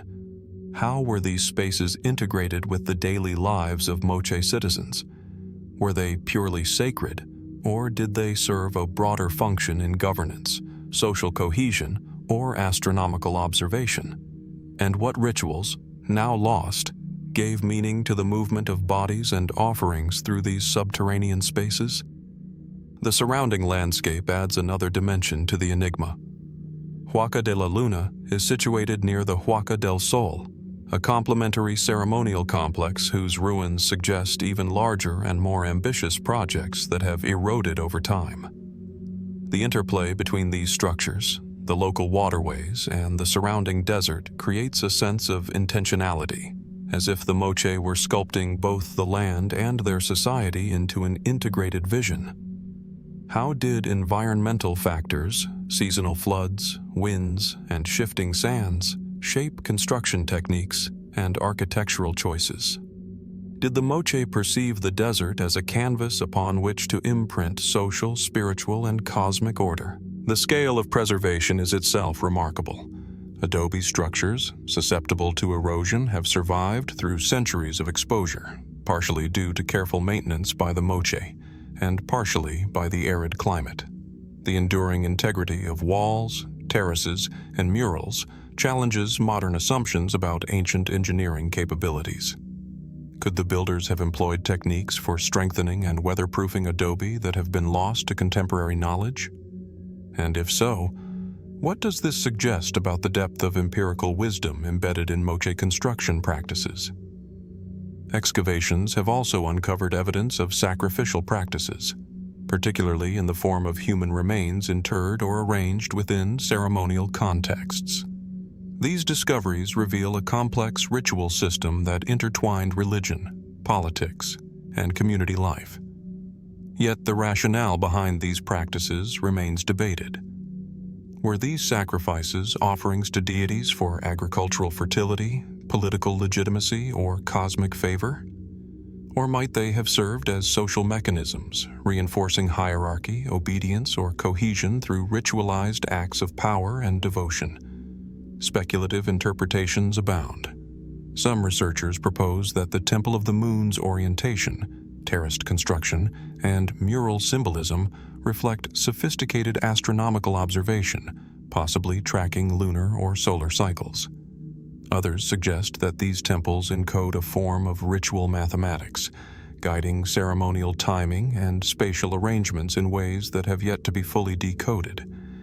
Could the moche have developed a proto-scientific understanding of the natural world, integrating cosmology, architecture, and ritual into a single, coherent system? And if so, how much of this knowledge has been irretrievably lost to the sands of time? The Temple of the Moon also raises questions about the broader societal context. How was labor organized for such massive undertakings? How were resources, clay, water, pigments, and skilled artisans mobilized to construct and maintain these monumental complexes? And what cultural values, spiritual beliefs, or political imperatives drove generations of moche to invest so deeply in structures that were both functional and symbolic, practical and sacred? Even the decline of the site is a puzzle. Huaca de la Luna was eventually abandoned, yet the reasons for its desertion remain partially speculative. Environmental change, resource depletion, political upheaval, or social transformation may have contributed. But how and why a civilization capable of such monumental achievement simply faded remains unanswered. What knowledge, rituals, or techniques were lost in the process, leaving us with an incomplete picture of one of the most sophisticated civilizations of pre-Columbian South America? As one wanders through the terraces and temples today, the sense of mystery is amplified by the sensory experience. The desert wind carrying the faint echoes of ancient footsteps, the sun casting shadows across terraced walls, the fading colors of murals that once pulsed with ceremonial vibrancy. Each stone, each brick, each painted figure seems to whisper questions that defy final answers. How did these people perceive their place in the cosmos? And how did they encode that understanding into the very fabric of their city? The Temple of the Moon challenges our assumptions about ancient knowledge and capability.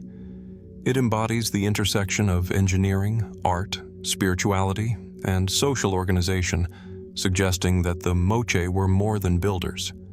They were scholars of human and cosmic systems, weaving practical construction with symbolic meaning. What secrets remain embedded in the adobe, the pigments, and the carefully aligned terraces?